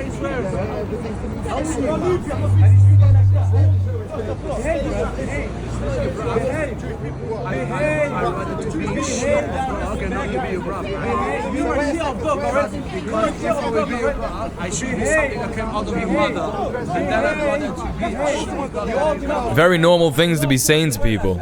That's wrong. That's wrong. Fuck off, man. Fuck off. Don't get involved, yeah? Fuck off. Just fuck off, man. Fuck off. Oh, now you want to switch it because the officer's looking at us. He was part of his terrorism, was rummaging women's clothes. Yeah, that shit was fucked. Himself rummaging through a woman's clothes in Gaza, a woman that he participated in the ethnic cleansing of forcing her out of her home. It's absolutely disgrace. They're teaching the children here to glorify terrorism. Of course yeah. And what's he going to talk to the Jewish boys about? What's he going to say to the Jewish boys? Explain that to me. I'm just confused. And furthermore, why did Israel start shooting up their own hostages? Intimidating, the Muslims. Come on, man. It's just fucking this shit is just fucking chaos. You lot are the terrorists. You're not inviting terrorists, you understand? That's what it is.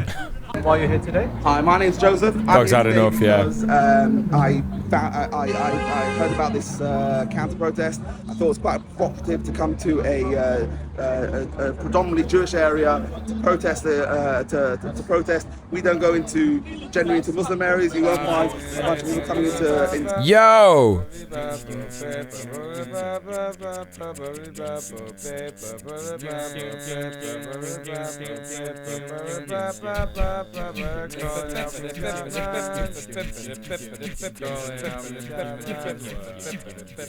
It's Isle. Thank you so much for the raid. How are you doing? Wonderful, gorgeous Isle. Yeah, shoutouts just ain't working with the bot right now, so please join me in following Isle. I've already followed Isle, so he won't be joining me and doing anything, but yeah, official Twitch shout out for Isle over there. How was your stream? I hope you're doing great. I hope your stream was wonderful. Welcome in. If you don't know me, my name is djmuel. I'm a leftist political streamer. I'm also a housing activist. What else do I do? I'm on a show called Red Planet, which is every Sunday. We interview activists. We recently interviewed someone from Palestine Action who was on the roof of Fisher German and basically was instrumental in getting them to drop Israeli genocide enablers Elbit Systems from their sort of portfolio. Hey Ella Simone, how's it going? Welcome in. We also got Mo Striff. We also got Dr. Bud Doctor. We got Astro Idea. Welcome in. I hope you're doing good. Yeah, we're currently just like doing the Palestine update. Nothing too heavy really. We're just sort of looking at this one particular incident in the UK last week where a guy called Levi Simon, or Levi Simon, I'm not sure how you pronounce it. He's a white British guy who went to, well, he's Jewish, of course, but he went to Israel because he was going to take part in the IDF's ethnic cleansing of Gaza. And essentially, like, yeah, he, you know, came back to be interviewed by, I think, the youth event is called something like the Boys Club or something, or the Brotherhood Club. I don't know what it is, but it's supposedly like an event for young Jewish people that, like, you know, basically normalizes Israel. It normalizes what's going on in Gaza. It normalizes what's going on with the ethnic cleansing of Palestinians over there. So yeah, like people basically turned around and they were like, we're not having this. This is bullshit. You're basically celebrating a terrorist. This guy filmed himself going through women's clothes in a house that he basically raided in Gaza. So I'm going to continue to watch this. This person came down because apparently it's like really offensive for Muslims to come into a Jewish area and do a protest. You know, again, sort of like broadly doing Islamophobia here. Trying to claim that like Muslims are coming into a Jewish area simply to be anti-Semitic, when actually what's happening is like a group of people, not just Muslims, you know, various faiths, various, you know, kinds of people, culturally, racially, sexuality-wise, etc., basically came down to protest this thing because it's just wrong, isn't it? It's just wrong. So that's what this guy's saying. Into predominantly Muslim area with a Israeli flag to antagonize. You do find this from time to time here. We had it a couple of years ago in 2021, 3 years ago now. Yeah, oh, I wonder why it happened in 2021, dude. I wonder why in 2021 there were people who were protesting Zionism and, you know, events that celebrated Zionism. It wouldn't be anything to do with, like, you know, the assault that Israel did on Gaza in 2021, would it? No? Nothing to do with that? Okay. Just checking. Road, we had Ali Dawa and Mohammed Hijab came to antagonize on a Saturday afternoon, and I thought that, you know, if they're going to come here and antagonize, we'll just come here and, you know, worms in the brain. The name of Israel. And yeah, you defend the name of Israel, bro. Yeah, what a fuck it, like, you know.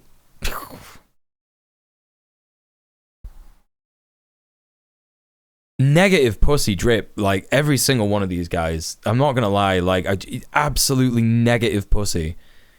Some of the protesters here came because like Zionists are not sending their best. You know, they're not sending their best. A charity was meant to host an individual who just served in the IDF. Boots ain't gonna lick themselves. and they accuse them of war crimes and everything else. I mean, how do you respond to that? Okay, I mean, so- some would say that would be quite provocative. My man looks like he hasn't changed his style since school. Like, this is like what a school child wears.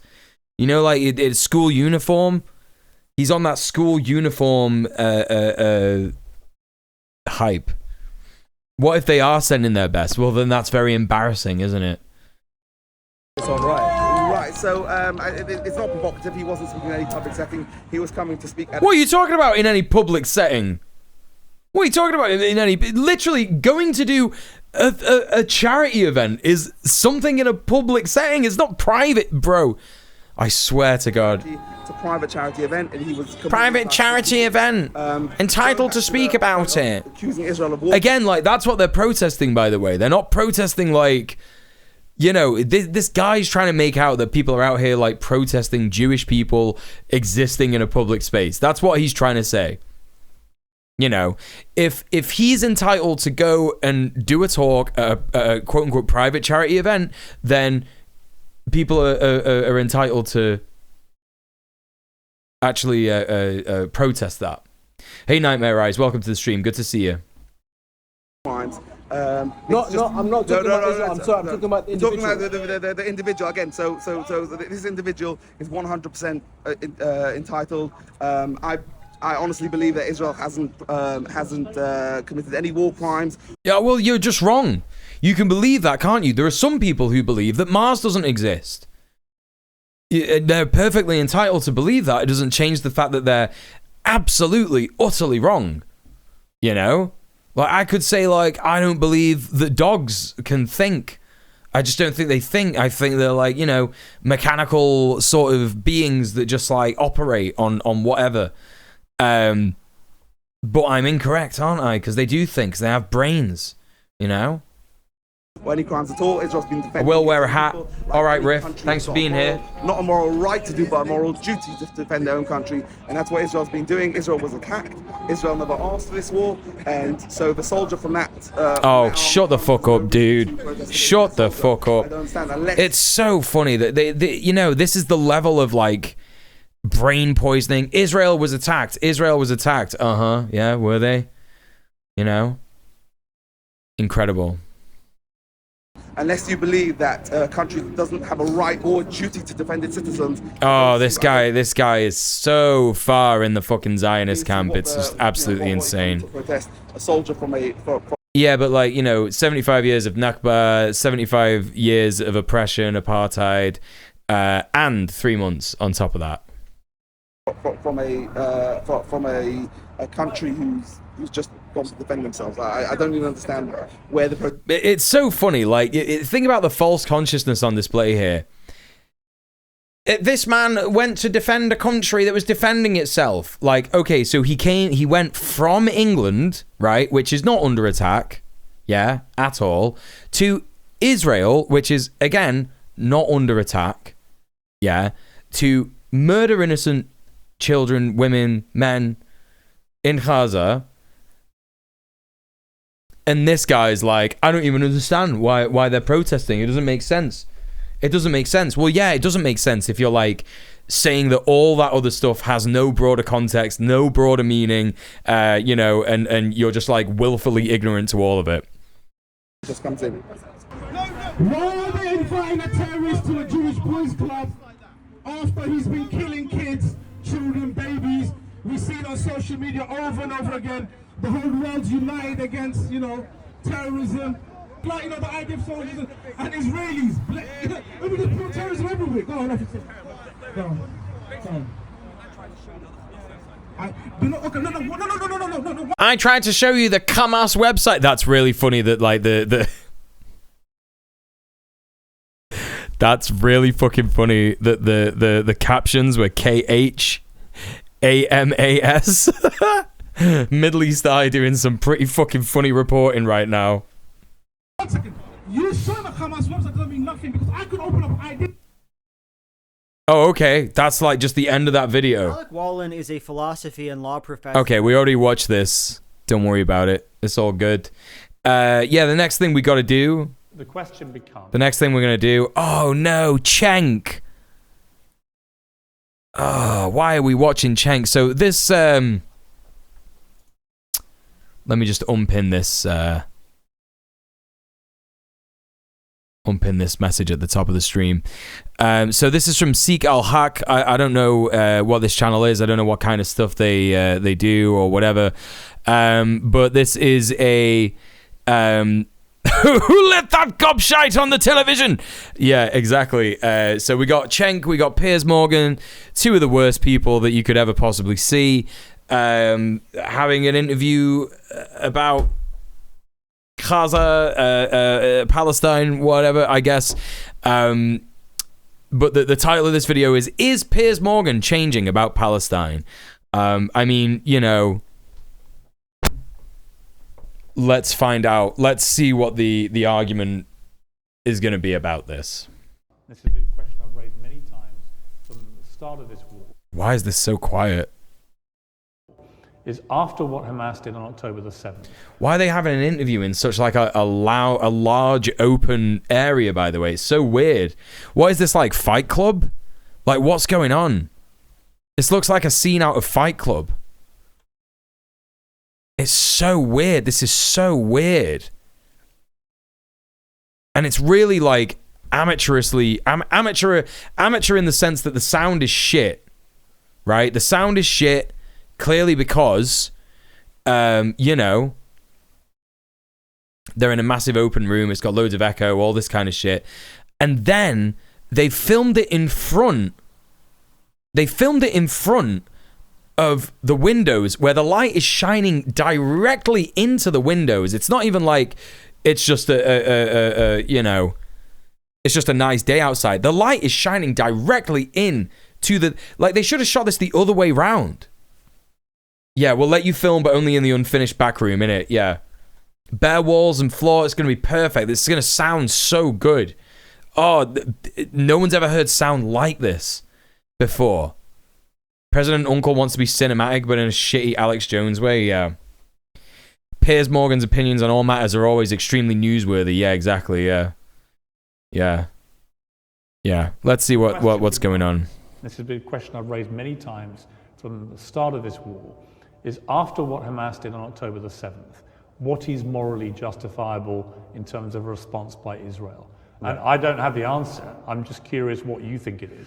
It's so funny. My man is like, I'm so intelligent, I'm so smart, so I can't think about what is morally justifiable in a response to what Hamas did on October 7th, right? It's just like the framing of it is so bad. The framing of it is so fucked.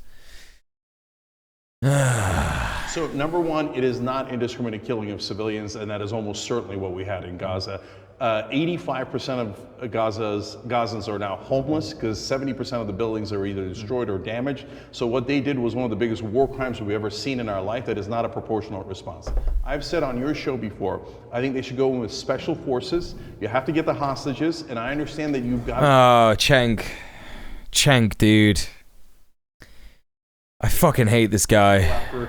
The Hamas fighters, okay? And that is fair. If you attack from your territory, you should expect special forces back. Special forces work, Didn't my man say something like, we need to do what we did with Bin Laden?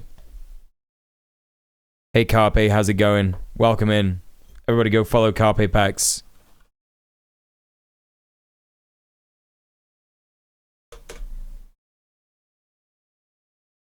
Worked in the case of Bin Laden. Yeah, he's saying it again. It worked in the case of Bin Laden. Bro, I swear to fucking God, man. Hamas fighters, okay? And that is fair. If you attack from your territory, you should expect special forces back. Special forces work. They worked in the case of Bin Laden, and oftentimes they worked in the case of ISIS.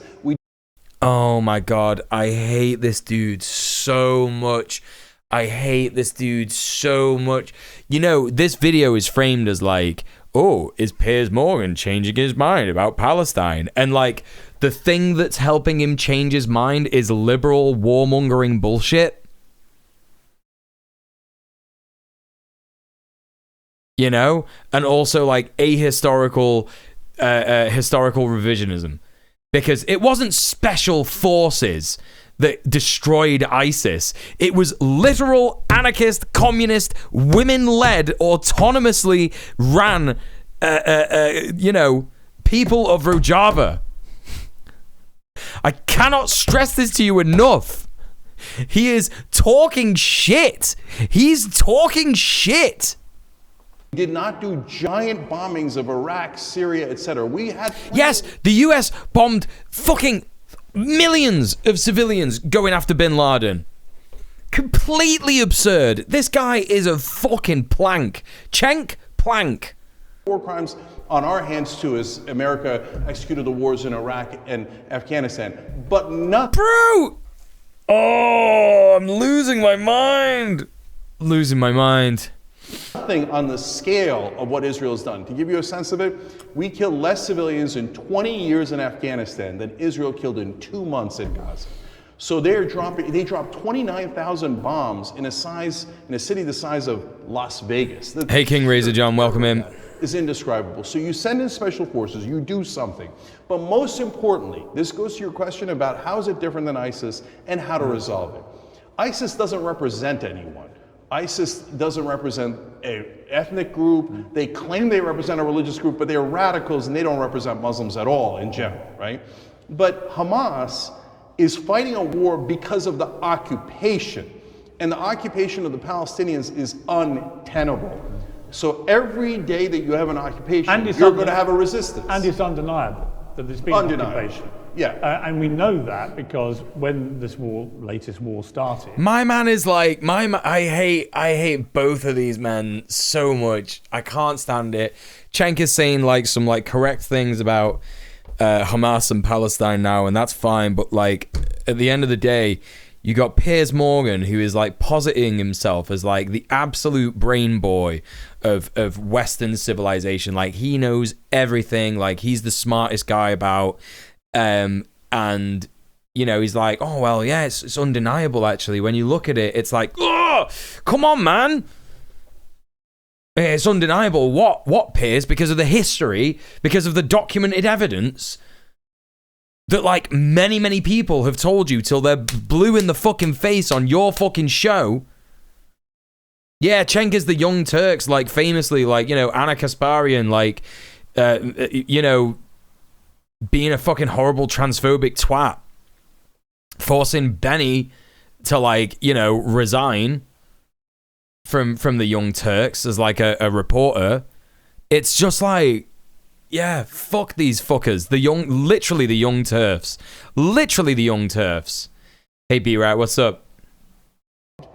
It's weird when they pepper in stuff that's actually true, right? It kind of makes you think like, what are you actually trying to do here? I can almost get being completely wrong, but showing some level of awareness and then still being wrong is wild. Yeah. Was the Young Turks always this terrible? From what I know, they've always been like moderate left liberal, Bernie bro kind of supporters, electoral politics pilled. But I don't think, anyone could have predicted what was going down with Anna Kasparian. I think like as soon as she started like saying some kind of turfy stuff sometime at the beginning of last year, I was thinking to myself, there is no way this woman isn't a turf. I was thinking like, this is how it's going to go. She's been turf pilled. She's there's no way she's going to like not go down the rabbit hole. Yeah, Bernie bro turned NIMBY turf, yeah. Similar to Stuart Colbert, but barely knew any of them, not known at all in my country. Yeah, well, they're not really known in the UK either, Rainbow capitalist, except not the whole rainbow, yes! Of energy and water, fuel and so on. The fact they could do that, stop the food coming in and out, that is what an occupation involves. It means you control... What the fuck was that? Sorry, I gotta just...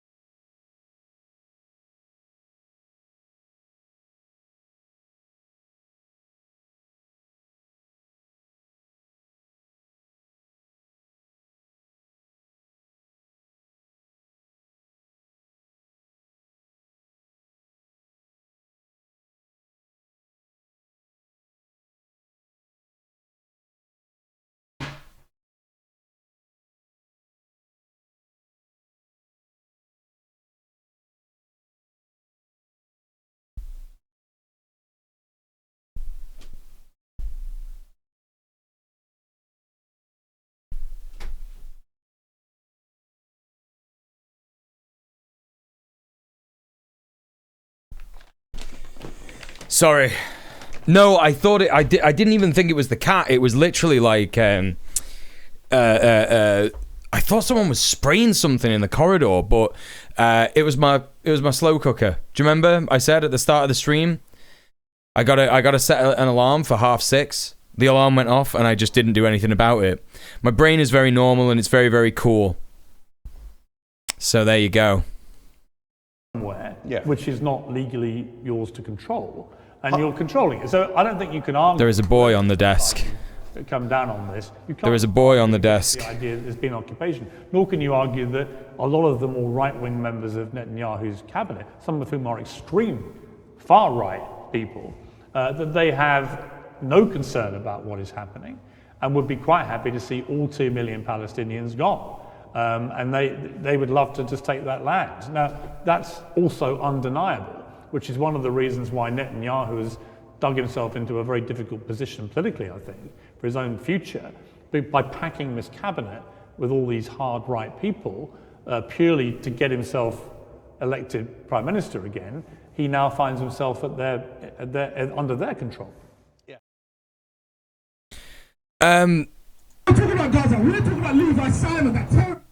That was a nothing video, wasn't it? That was a fucking nothing video.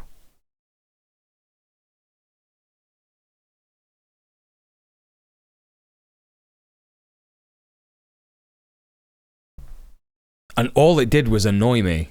So anyway, let's check out this next video. This is from Saad Taslim. How Israelis live so easily with occupation.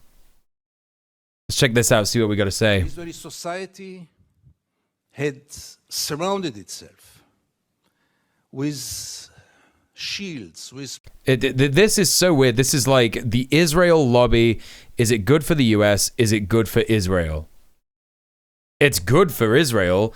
It's definitely good for the US, but maybe not in the way that this actual, event is posited. I don't know. Anyway. Walls, not only physical walls, but also mental walls. I don't want to get into it because it's another lecture, but I'll just give the 3 principles which enable us Israelis to live so easily with this brutal reality. A, most of the Israelis, if not all of them, deeply believe that we are the chosen people. And if we are the chosen people, we have the right to do whatever we want. B, there were more brutal occupations in history. There were even longer occupations in history, even though the Israeli occupation gets to quite a nice record. But there was never in history an occupation in which the occupier presented himself as the victim. That's true. Not only the victim, the only victim around. This also enabled any Israeli to live in peace. Chosen people equals master race, yeah. Yeah. The other day, Professor Falk spoke about this dual strategy of Israel. I don't think this guy is being entirely 100% straight when he says a nice record. I think he's being sarcastic here, Porcelain. Victim on one hand and manipulating the other on the other hand. After what happened in Paris and in Copenhagen with the terror attacks, Benjamin Netanyahu came with the notion all the Jews must come to Israel. It's the safest place for the Jews in the world. It's a shelter for the Jews in the world. Which is wrong, because Israel is today the most dangerous place on earth for Jews. But let's put it aside. It was only 24 hours later when he said Israel is an existential threat under the Iranian bomb. And I asked myself, how can you dare call Jews to come and to join this suicidal project when the Iranians are going to bomb us?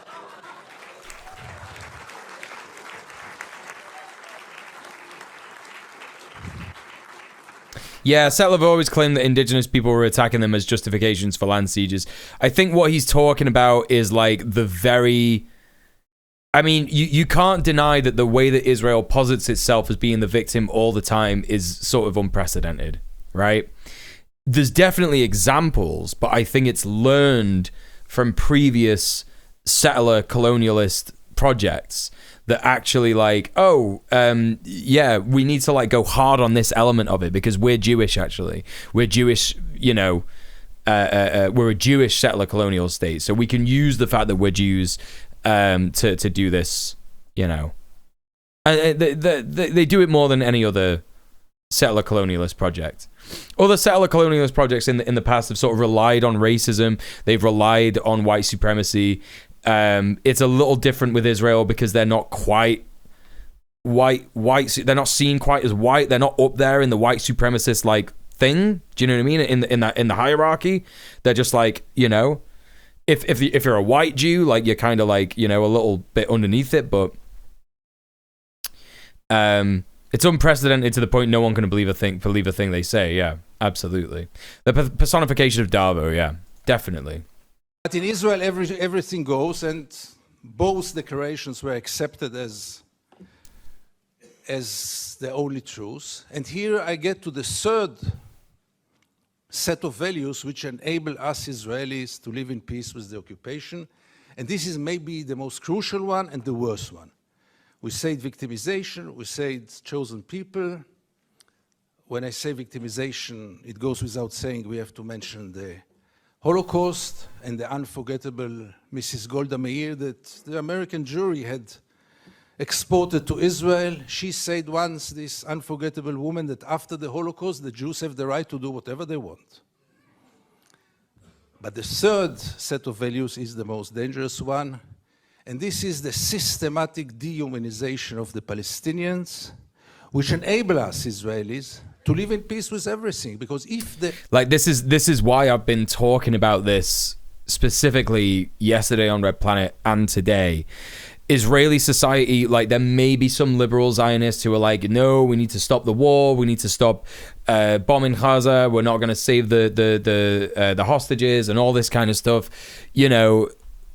And that's like really important to point out because even those people are still okay with the occupation. They're still okay with the occupation. And Gideon Levy here, who I believe is like ex-defense minister or something like that of Israel, I can't remember exactly who he is or what he was in the Knesset or if he is in the Knesset, I'm not sure. But, you know, what he's doing here is he's criticizing Israel for what it is. It's a settler colonialist project.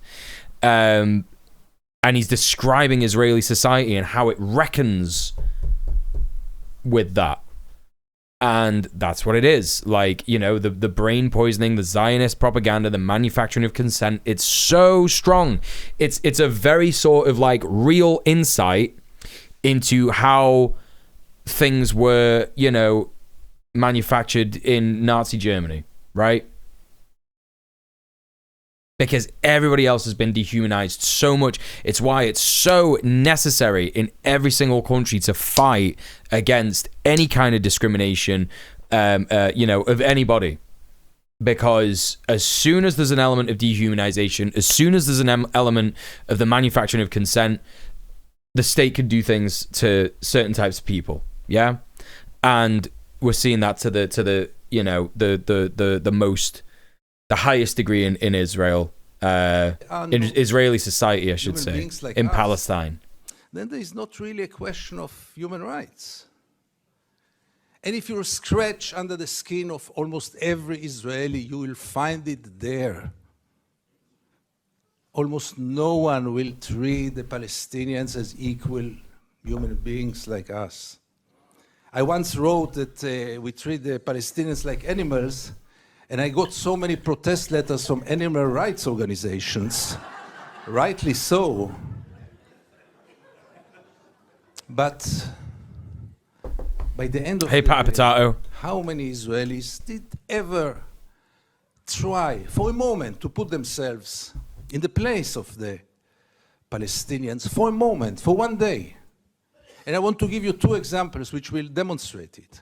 Many years ago, I interviewed then candidate for Prime Minister, Ehud Barak. And I asked him a question which I try to ask in any occasion. Mr. Barak, what would have happened if you would have been born Palestinian? And Barak gave me then the only honest answer he could give me. He said I would have joined a terror organization. What else would have he done? Would he become a poet? He doesn't know to write poems. Would he become a pianist? He's quite a bad pianist, and I doubt if he would have become a collaborator, because he is a fighter. And it became a scandal, because how can you dare to put Ehud Barak to think what would have happened if he would have become a Palestinian? And the second incident, briefly, Second Intifada, the city of Jenin, the most closed city in the West Bank, real total siege. I go out from Jenin, I come to the checkpoint, a Palestinian ambulance is parking there with the red lights. I stand after him, no cars can get out of Jenin in those days, no cars can get in, and I wait. The soldiers are playing backgammon in the tent. Usually I know myself, it's better that I don't get into a confrontation with the soldiers because it always ends up very badly. So I stayed in the car. But after 40 minutes, I couldn't take it. And I went out to the car, from the car. I went first to the Palestinian ambulance driver and I asked him, what's going on? He told me that's the routine. They let me wait 1 hour until they come and check the ambulance. And I couldn't take it anymore. And I went to the soldiers. It became a confrontation. But the question that I asked them, which really brought them to direct their weapons toward me, was one. What would have happened if your father would have been lying in this ambulance? This freaked them out. They lost control. How can I dare to compare between their father and the Palestinian in the ambulance? Right. And this set of beliefs that they are not human beings like us enable us Israelis to live in so much peace with those crimes, ongoing crime for so many years, with losing any kind of humanity, values. I heard today people talk about Jewish values. I must be frank with you, I don't know what are Jewish values. I know what are universal values. Let's not get into it, really.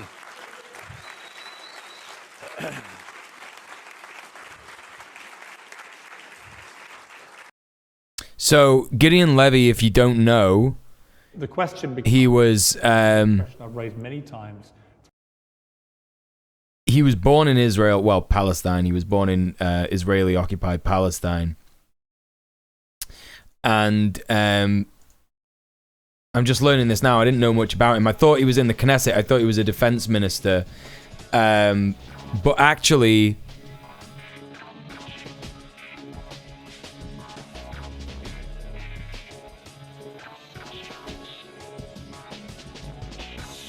It turns out he was born in 1953. He's a journalist and author. Writes opinion pieces, weekly column for the newspaper Haaretz that often focus on Israeli occupation of Palestinian territories. Levy has won prizes for his articles on human rights in the Israeli occupied territories. In 2021, he won Israel's top award for journalism, the Sokolov Award.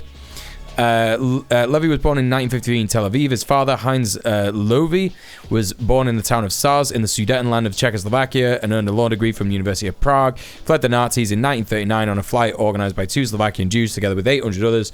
Spent 6 months on an illegal immigrant boat in the Froschala under a Panamanian flag, which denied entry to Turkey and Palestine, was permitted only temporary anchorage at Tripoli. He was then imprisoned in a detention camp at Beirut for 6 weeks. The group was then allowed to leave. During its journey, the ship was strafed by Royal Air Force planes, killing 2 passengers, after which the group was transferred to another ship, the Tiger Hill, which reached Mandate, Palestine, where it ran aground at Tel Aviv's Frischman Beach.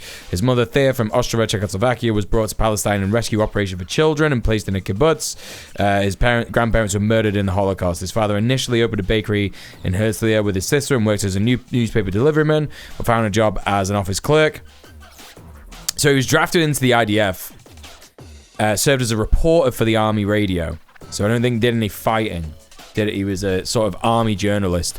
1978 to 1982, worked as an aide and spokesman for Shimon Peres, the leader of the Israeli Labour Party. In 1982, began to write for Israeli daily Haaretz. In 1983 to 87, was a deputy editor. Despite his coverage of the Israeli-Palestinian conflict, he speaks no Arabic. He has written a column called Twilight Zone about the hardships of Palestinians since 1988. In 2004, Levy published a compilation of articles entitled Twilight Zone, Life and Death Under the Israeli Occupation with Chaim Yavin. He co-edited Whispering Embers, a documentary on Russian Jewry after the fall of communism.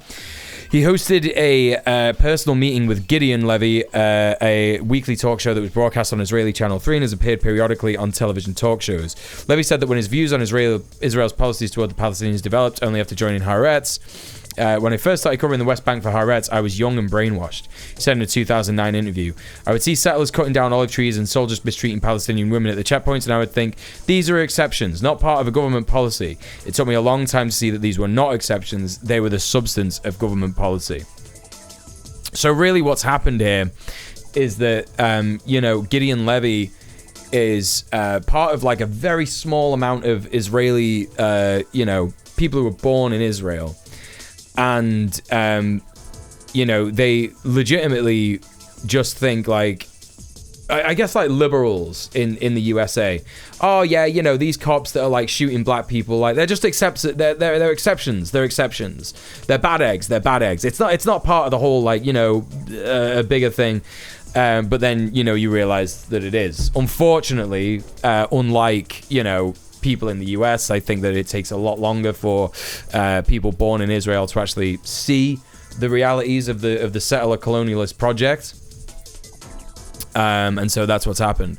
So, pretty interesting that he did that little bit there for that Israel-US lobby event. Not really sure entirely what that event is all about, but that's what it was. But listen, we're at the end of that segment, chat. So I'm going to say it again. Make sure you look after yourselves. Make sure you, take your meds, have a stretch, walk around, drink some water, get something to eat if you haven't already. We've been sat here for 2 hours. And also while you're at it, follow Odnon. He's an amazing streamer, good friend of mine. Hope you're doing okay, Odnon. I'll be back in a tick. See you in a bit.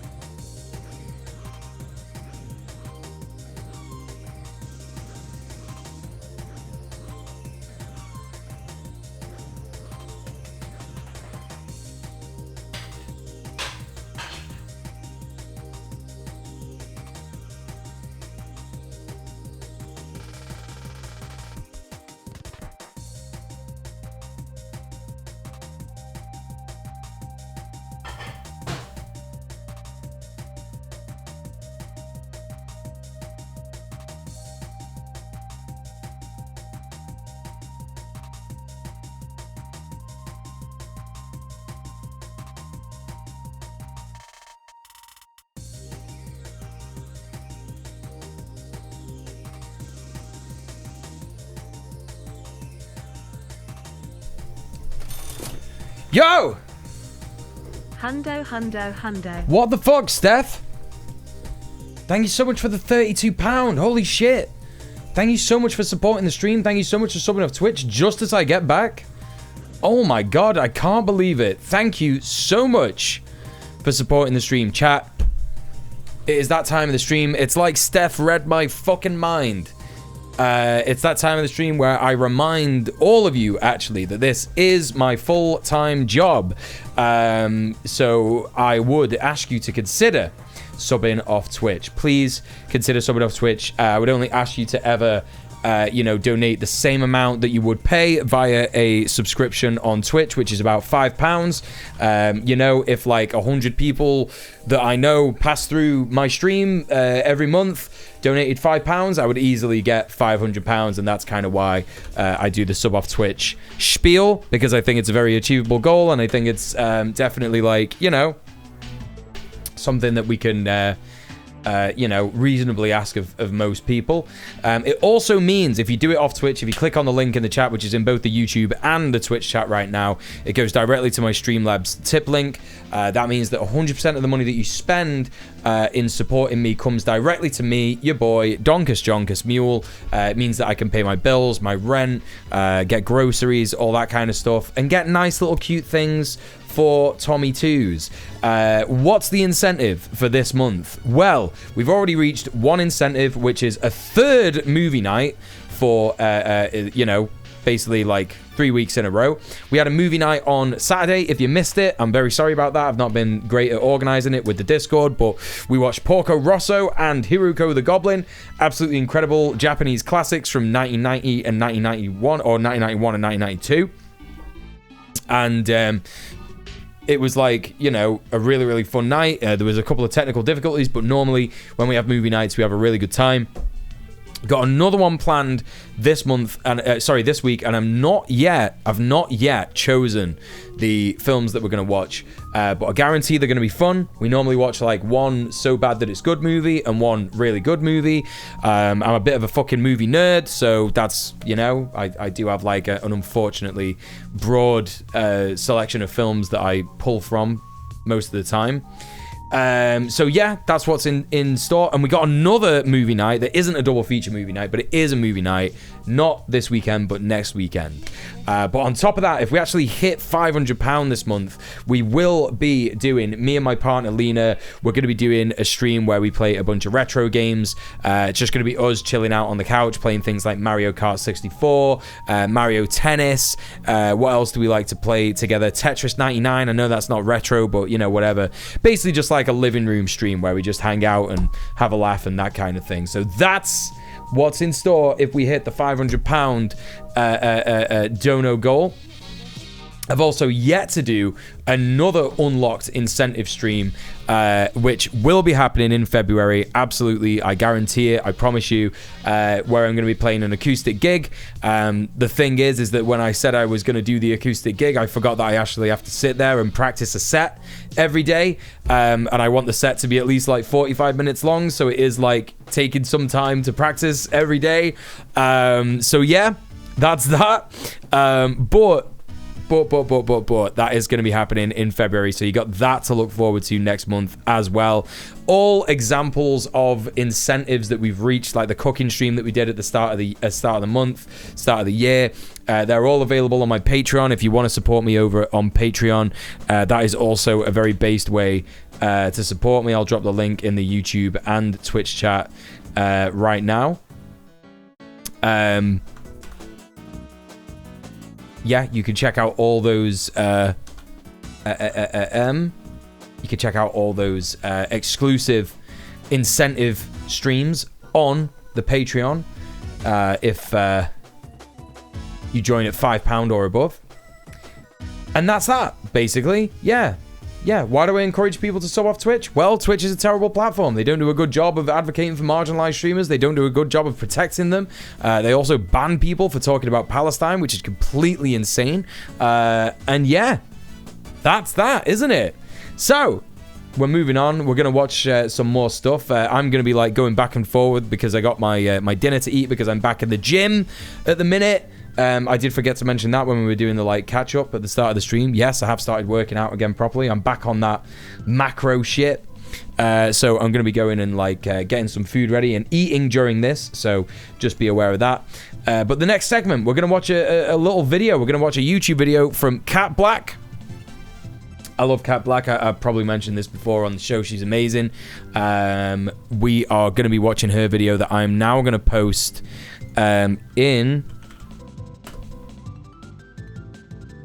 I am going to pin it. I'm going to pin the current vid message. Hopefully this will work. Yeah, nice.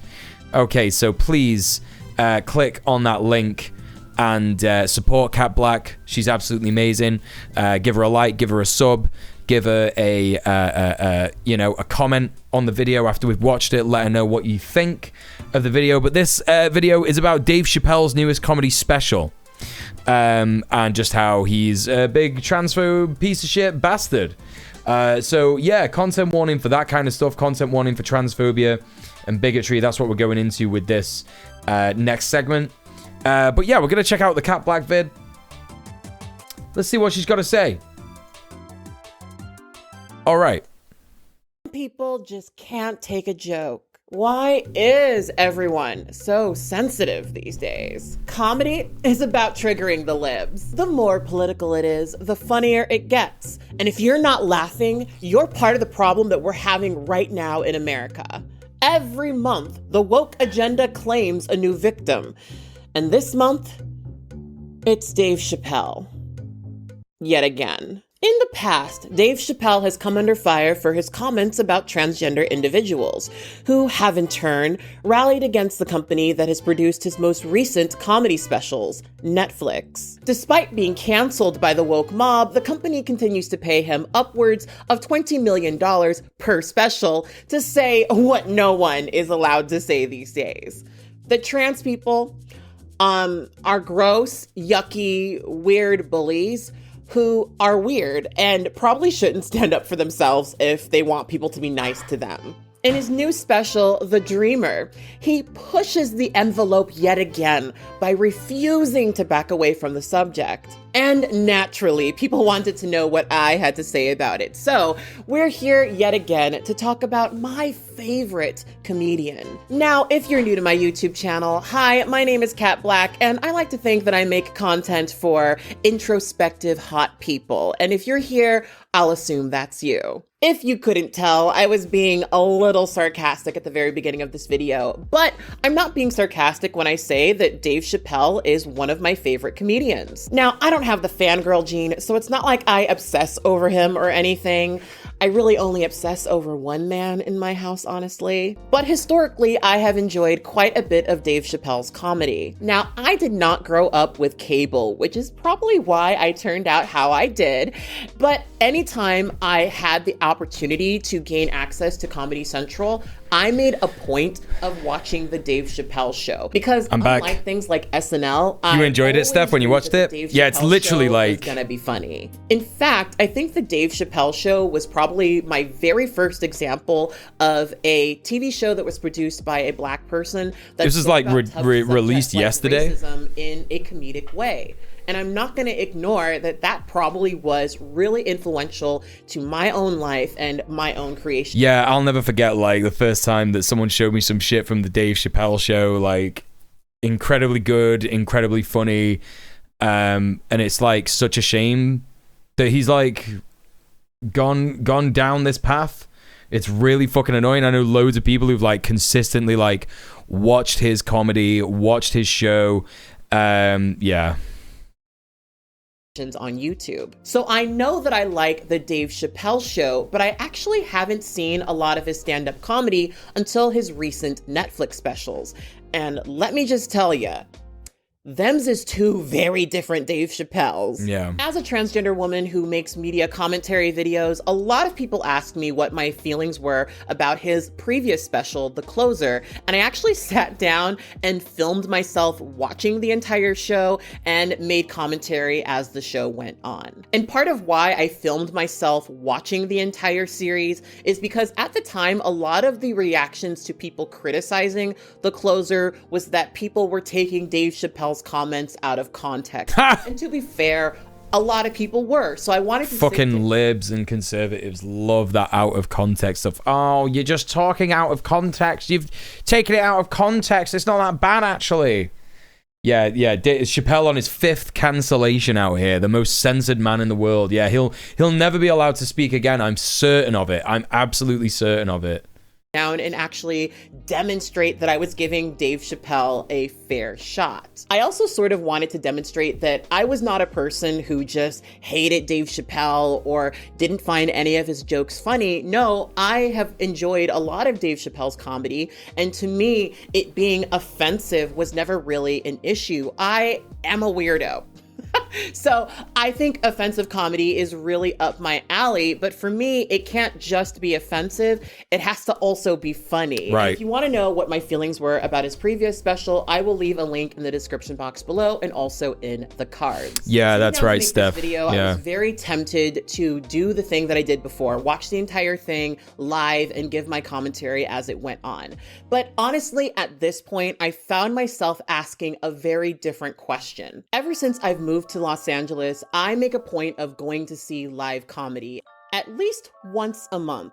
You can catch me at a shitty dive bar comedy show somewhere in the city because I personally really enjoy listening to comedians bomb. Now, before you judge me, one of the reasons why I like to go to those shows is because as a public speaker, there is something that feels very human about it. Right. A shitty dive bar comedy show is usually the type of show where comedians are still working on their jokes. And for me, there is something really beautiful about participating in a space where the people who are storytellers are still trying to figure out the best way to tell the stories. These are not comedians who are set in their ways. These are comedians who are still honing their craft. And there's something really beautiful about seeing them do that live in front of you. They're throwing a bunch of stuff out there to see what lands, and sometimes it doesn't land at all. As they start to lose the audience,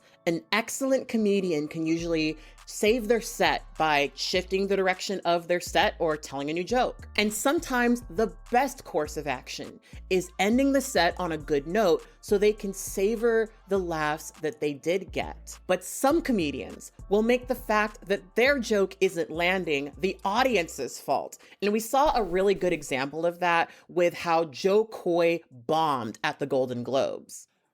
Or what casting directors call character actor. Yeah. I remember seeing this joke, seeing this guy do this thing, this Golden Globes thing. And the first thing that I did was go to the comments because I was about to say, who is this guy? But like, there were already 10 other people who asked that same question. Who is he? Who is this? Does anybody know who this man is? One of the best pieces of advice for learning how to make better art I've heard was to consume bad art, because then you can figure out how you'd fix something. And I think that's so great. Yeah, like, you know, it's really, like, I think important to look at what is conceived as bad art. I mean, I have a whole thing about bad and good art or whatever. Do you know what I mean? Like, but that's by the by at this point. But I think that's really true. I think, like, if you want to know how to make something good, watch something bad. Watch something that makes you want to, like, tear your eyes out, because that's the best way that you can, like, go, you know what? I'm not going to do that. I am absolutely not going to do that ever again. People wrote, Robert De Niro's here. Yo, I got the gig 10 days ago. You want a perfect monologue? Yo, shut up. You're kidding me, right? slow down. I wrote some of these, and they're the ones you're laughing at. Look. And sometimes comedians will lean into this idea that the audience is just too sensitive to handle the really offensive joke that they really want to tell. We saw that with Joe Coy's terrible... Yeah, this was it. Oppenheimer is based on a 721-page Pulitzer Prize-winning book about the Manhattan Project. And Barbie is on a plastic doll with big boobies. I watched Barbie. I loved it. I really did love it. I don't want you guys to think that I'm a creep, but it was kind of weird being attracted to a plastic doll. He was running out of material, so he reached for misogyny, this commonly understood, historically backed bias against women, and the subsequent objectification that comes along with it. Yeah, the literally joke is that. Literally, ha ha ha, Barbie is a woman, woman have boob. Boob is funny, boob, Yeah. boob, boob, ha ha ha, not as good as nuclear holocaust. It's just... Hey, Loki Human, yeah, the full room silence. That is exactly how full I feel room when silence. I listen to Dave Chappelle's trans jokes. But his comedy hasn't always felt that way to me. So the question I had going into this video was, has Dave Chappelle always been like this and I just didn't notice? Or is he starting to lose his touch? I mean, I left DC in the 80s. It was not like this in the 80s. When crack was going on. Remember when crack was going on? White people be looking at DC from Virginia with binoculars and shit. Well, that looks dangerous. As I said, I am mostly familiar with the Dave Chappelle show. So I wanted to go back and try to watch his comedy special from 24 years ago called Killing Them Softly so that I could compare and contrast it with The Dreamer. Now, I have never seen Killing Them Softly, so this was my very first viewing ever. And I have to say that I was pleasantly surprised. I really enjoyed Killing Them Softly. It is just engaging from very beginning to very, very end. And seeing that, I understand why so many people love Dave Chappelle's stand-up comedy because in Killing Them Softly, he really does a great job of keeping the audience engaged. It is a completely tight set from beginning to end. And are there offensive jokes? Yeah, but I laughed at most of them. She wanted to fuck a powerful man, period. That's as far as she thought it through. She wasn't thinking about how powerful the president was. She didn't have no wisdom. An older woman would have helped everybody. An older woman would have been in there, you should lower taxes.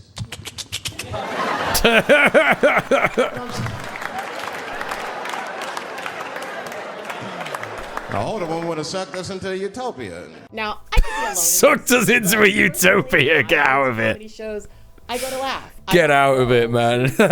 Listen to the comedian lambast a specific group of people. In my last video about Dave Chappelle, I had a lot of comments from people who were saying that one of the main reasons why they like Dave Chappelle is that he makes fun of everyone. And I honestly gotta call bullshit on that. Like, I'm not saying that it's impossible, but I'm pretty sure that the white people who go to Dave Chappelle shows don't go to Dave Chappelle shows because they really like hearing him tell jokes about how silly white people are. I doubt it. It's not impossible. I'm a white ally, so tell me if that is part of what you do. But I doubt it. I think the reason you like Dave Chappelle is because you think he's funny. Yeah. Whenever we have conversations about offensive comedy, we often hear this mantra of nothing should ever be off the table when it comes to comedy. And in a lot of ways, I tend to agree with that. I think a good comedian can make jokes about everything. Right. Like I said, I go to a lot of comedy shows and I usually go with my partner who is a very tall, very white, bald man. And these comedy shows tend to be really intimate, which means that if there is any sort of crowd work being done by any of the comedians that go on stage, there is a very high likelihood that we will be focused on. So I think for me, learning to laugh at yourself is sort of part of the in-person comedy experience. Right. As a professional joke and disappointment to my father, I definitely have learned to laugh at myself, and Same. it keeps me humble. And it's one of the things that makes me a well-rounded person. A lot of times... Right, exactly. The thing is that nothing is off the table, but most comedians who claim that are shit at making jokes. Right, it's always like the excuse for a bad joke, yeah. Times in these conversations around Dave Chappelle, we always talk about learning to laugh at yourself. And I think that that is a really interesting thing when it comes to Dave Chappelle, because Dave Chappelle definitely has a sizable white audience. Killing Them Softly was filmed in Washington, D.C., actually at the same exact theater that The Dreamer was filmed in. And Washington, D.C., I didn't know this until I actually went to Washington, D.C., is very Black historically. I mean, It is called Chocolate City.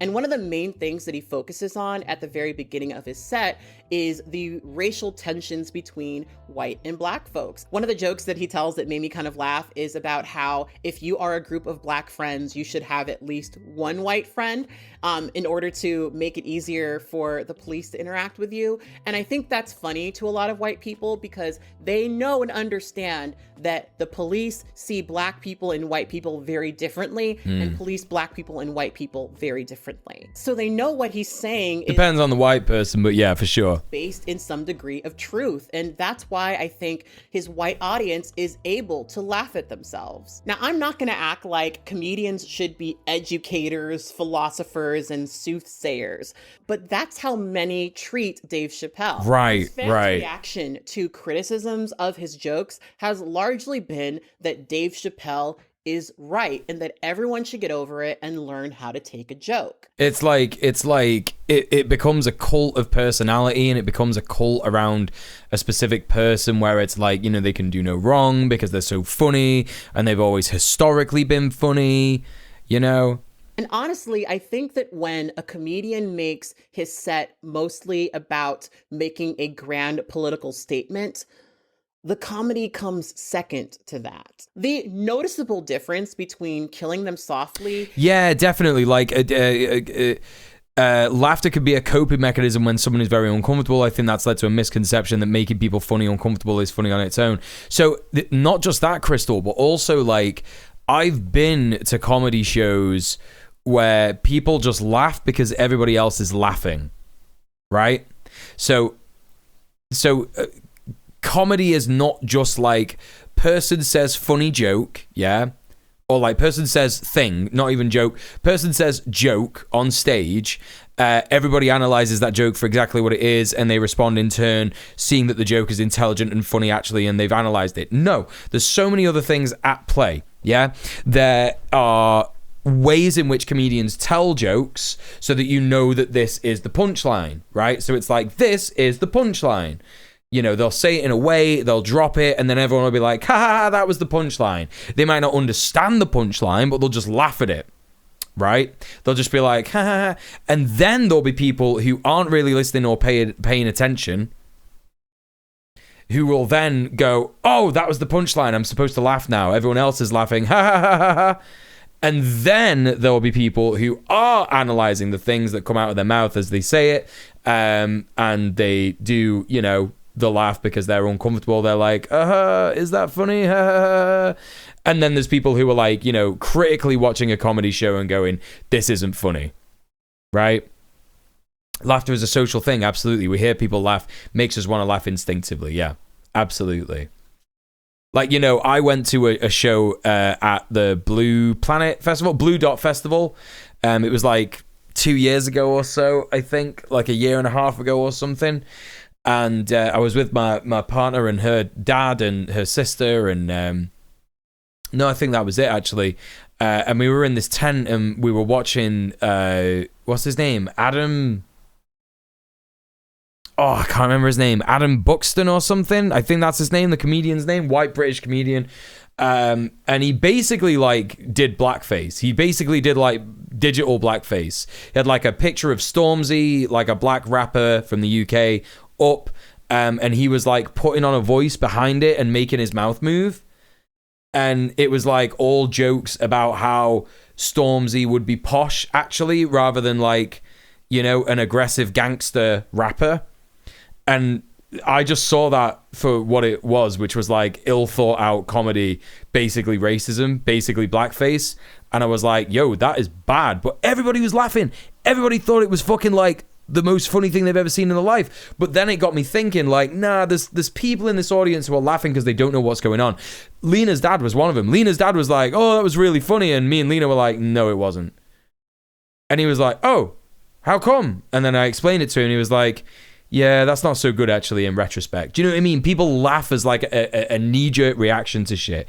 And of course, if you're like an older white guy like Lena's dad, you're not going to notice this racism too easily. Do you know what I mean? If you're like, you've been, you know, in white supremacist society your entire life, it doesn't make it okay, it doesn't make it excusable, but this is why he's like laughed without thinking, innit? Do you know what I mean? Also, people like to drink at comedy shows. They like to get fucked up, etc., etc. So yeah, it's like there is a bunch of different things that add up to like people just thinking that comedians are funny because everybody in the room is laughing. Whereas actually, you know, if you go to someone who does like very good comedy, not only will you just hear people like laugh, pause. Like I've been to Stuart Lee gigs, right? I've been to 2 Stuart Lee gigs, one last year and one I think maybe even 10 years ago. And I remember laughing so much and hearing other people laugh so much. They were laughing still about the previous joke going into his next bit. Like they hadn't stopped laughing. They were losing their fucking minds. Like when someone is actually that funny, it's a completely different experience. It becomes like a farce. Like he's you know, making jokes and then he's calling out people who are still laughing at the last joke, or they're going, hang on a minute, we're done with that. This person's been laughing for the last 10 minutes. We're done with that joke. You got to move on. Do you know what I mean? And then it becomes something else and it like elevates everything, heightens the bit. Anyway, that's my take on laughing at comedy shows. So yes, Crystal, I agree. And I have further thoughts, and I hope that you, you know, I hope that you understand that. I hope it makes sense. But yeah. And the dreamer is that with age, Dave Chappelle has become kind of preachy. In Killing Them Softly, Dave Chappelle is still a young man honing his Okay, craft. sorting out my food. Back in a sec. But the dreamer is self-indulgent. It's self-congratulatory. It ends with a sermon, and by the end of that sermon, you're supposed to walk away with the impression that Dave Chappelle is not just a great comedian, but a great mind. A man who is justifiably right and has earned the right to say so. In my opinion, regardless of what you're advocating for, whether you're on the right or the left, when your comedy set becomes primarily about how right you are about a certain political stance, that just doesn't tend to be funny in the way that we want a comedian to be funny. The Daily Wire recently released a film called Lady Ballers, and this film is about a group of failed male athletes who decide to join a women's league and dominate the competition. Basically done in the style of like an Adam Sandler film that would have come out in the 2000s. The Daily Wire is a conservative media company owned by Ben Shapiro, and recently they put a lot of resources forward to produce some conservative TV shows and movies. Now, to me, there's a pretty big difference between a conservative comedian and conservative comedy. For example, Roseanne Barr used to be a pretty funny conservative comedian, and now she mostly produces conservative comedy, which is really just her getting on the stage and voicing her political views in a silly voice in anticipation for applause. And that's basically what Lady Ballers is. I was watching this podcast called The Downside, which is hosted by 2 comedians, and they actually watched Lady Ballers to analyze its conservative comedy. Oh, is this that fucking what's her face? Lady Ballers as the most triggering decade. So these 2 comedians went and the Daily Wire thing about like a trans girl in sports, but like it's so obviously like fucking biased. It's ridiculous. The movie to sort of see if it was truly the most triggering of the decade. Spoiler alert, it was not the most triggering comedy of the decade. In fact, it only had a TV 14 rating, and they found that the comedy overall was actually quite sophomoric. If your comedy has a thesis, make it a paper, because it's not a comedy. And it already is. They already have that. They already have that their in a million shows. different ways. Yeah. I wouldn't want to watch a movie where the whole comedy, the whole point is like people against gay marriage are stupid, because that's just a fact. That's me making a point. That's not funny. It's just not funny. What these people don't understand is it's not just the thing they're trying to poke fun at. It's that they are bad at it. Yeah. And what they're mad is people aren't laughing at their bad If they're going to insult me, at least insult me. Right, exactly. time. Exactly. Does this stuff. And partly it's funny because they don't have a strict agenda. They really are more equal opportunity offenders. And it's funny. So another point, this happens twice, and you saw the first one. This cast, as you might have guessed, is very white. And really, maybe there's a couple times I missed. The only time Black people are used are to make a very old hacky race joke. They're on the basketball team, the opposing team. Now they're using quote unquote trans women, and it's just all Black players, signifying that now they're going to get destroyed. And then one of them gets the shorts pulled down. And someone gets the line that I know when they came up with this line, they said, that's going to be the funniest part of the movie. And the line is, that's the biggest dick I've ever seen on a woman in my life. And I know that when they shot that, they had to do it 10 times. I'm not laughing at that joke is funny. It's just, it's funny because this guy is right. Like, they thought that was so hilarious. They thought that was so fucking funny.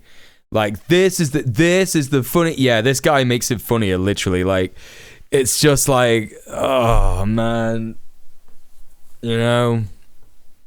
Shapiro kept nutting in his pants. He was. I know they thought this was the greatest comedic moment of all time. A Black guy that has a big penis, and it was playing women's sports, and they said this is the height of comedy. And that's my point. It's not. It is the basic thought. It is the first. It's the first impulse that you grow out of. For a 5th grader, yeah, it is funny.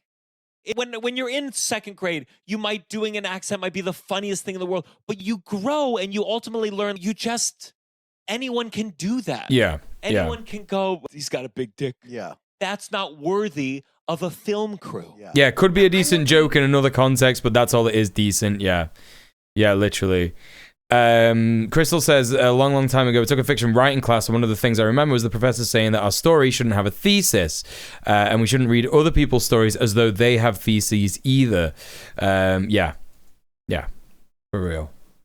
But these guys are. And if you are really curious what actual comedians have to say about Lady Ballers, I definitely would check out that episode. I will link it in the description box below. Might have to check out the downside about Lady Ballers is the people who produced it are genuinely under the impression that what they're saying gonna subscribe to them now, actually, and brave and edgy, but in all reality they're actually reflecting the status quo feeling that many have about transgender women participating in sports. It's something that most people are uncomfortable with. Now, I know that there's a lot of people who have really strong feelings about transgender women in sports, and we are not really necessarily here to debate that particular topic, but whether you agree or disagree, I think it's really important to point out that the hypothetical that Lady Ballers poses is actually not a thing. It's not how it works. Men are not just identifying as women and being accepted on women's teams. Right. In fact, Ben Shapiro actually wanted to make Lady Ballers a documentary,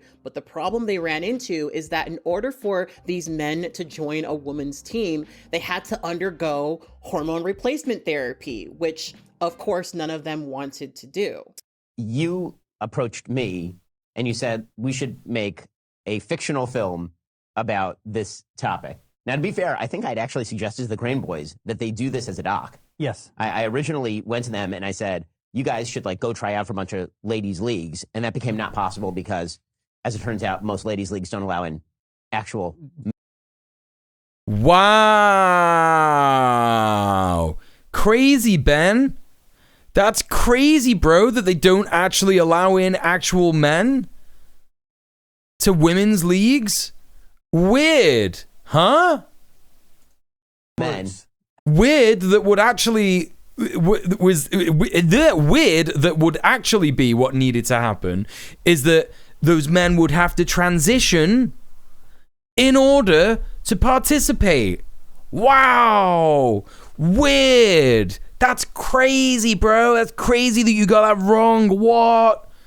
Men, and they weren't willing to go the full distance in terms of what it would require in order. So, you know, what you're saying to me there, Ben Shapiro, what you're saying to all of us is that if a man wanted to just join a woman's, you know, sports team and use his powerful man body, apparently, that you believe he has, powerful man testosterone body to actually, like, you know, get an advantage over all the other women's teams and win, and all that kind of stuff.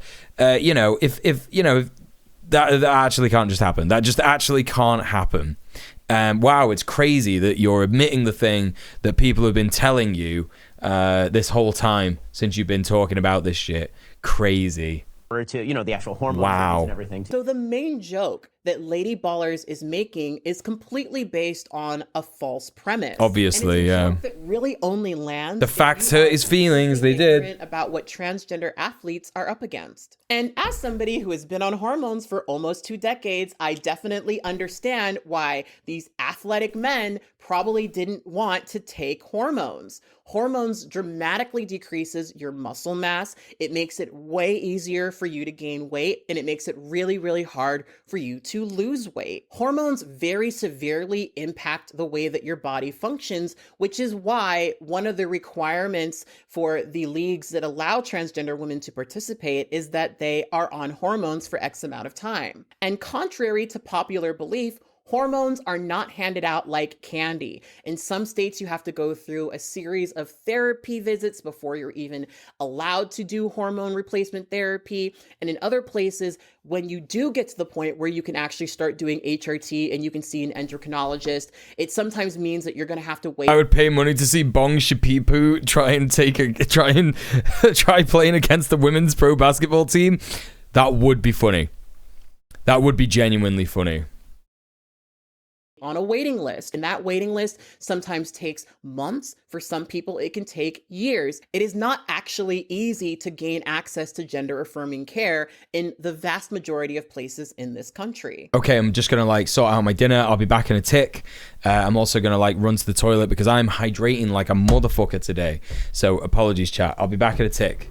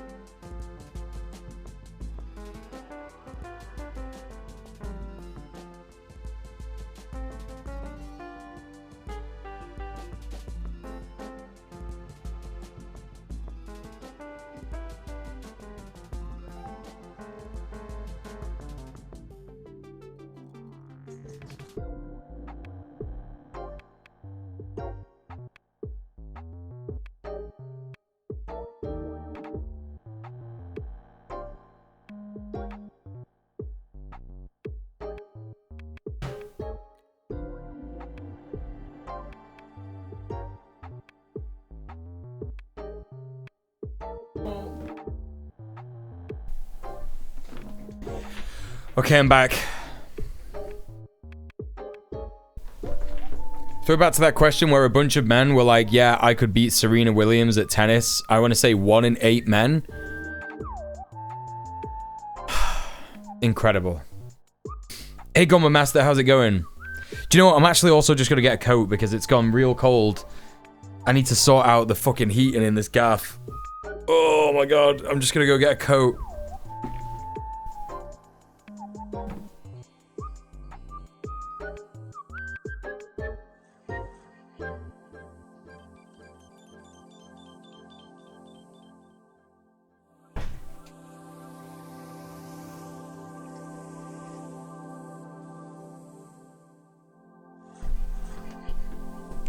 Okay, here we are.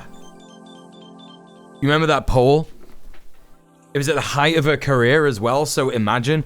Serena Williams would not only, like, beat those men at tennis, she would, like, beat them in a wrestling match. She would beat them in a boxing match. She would beat them in, like, fucking... not solitaire, 'cause that's a single-player game. She'd beat them at poker. A game of chance. She would simply just beat them at poker. Excuse me. Okay, let's crack on with the vid.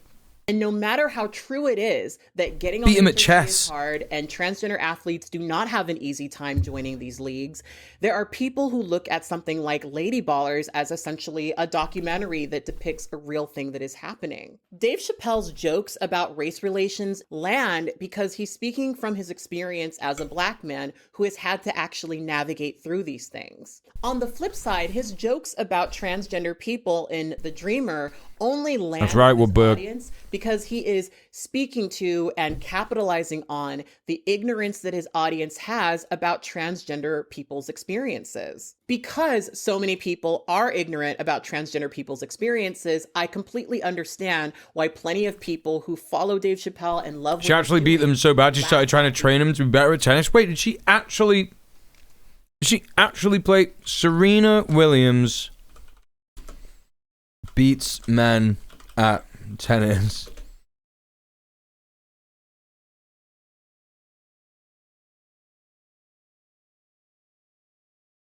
When Serena Williams simultaneously tore apart 5 men? Wait, what? Wait, what?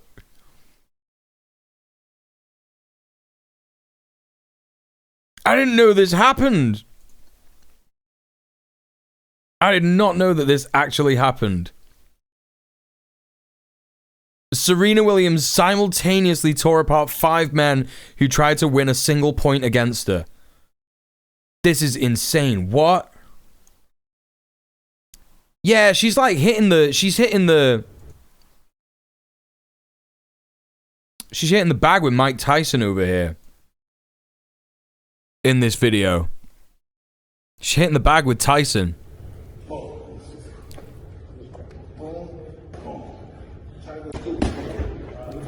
She's got a right hook on her. It's not even really a hook, it's a right straight shot, but like Mike Tyson's gonna hold the bag here and I know he's gonna struggle. Check him out, that's Mike Tyson. She's making him move. I mean, she's got bad guard, but she's not a pro boxer.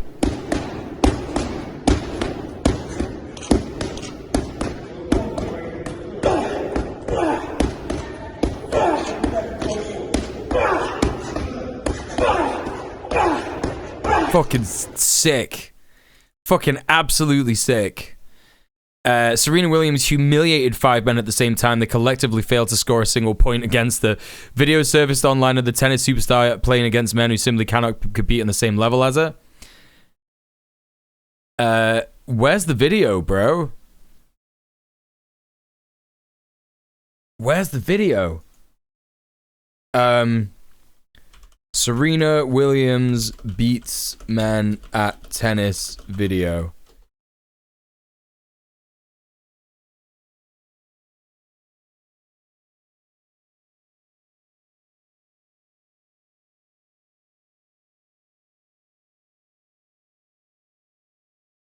Why can't I find this video, man? patriarchy removing videos. Standard procedure. Don't know if you ever saw that tweet that goes, confident in my ability to properly tennis, I take the court. I smile at my opponent. Serena does not return the gesture. She'd be prettier if she did, I think. She serves. The ball passes cleanly through my skull, killing me instantly. No, I've not seen it. That's so fucking good. Evergreen tweet. Yeah, serious power in the arms needed for a Grand Slam, right? Yeah.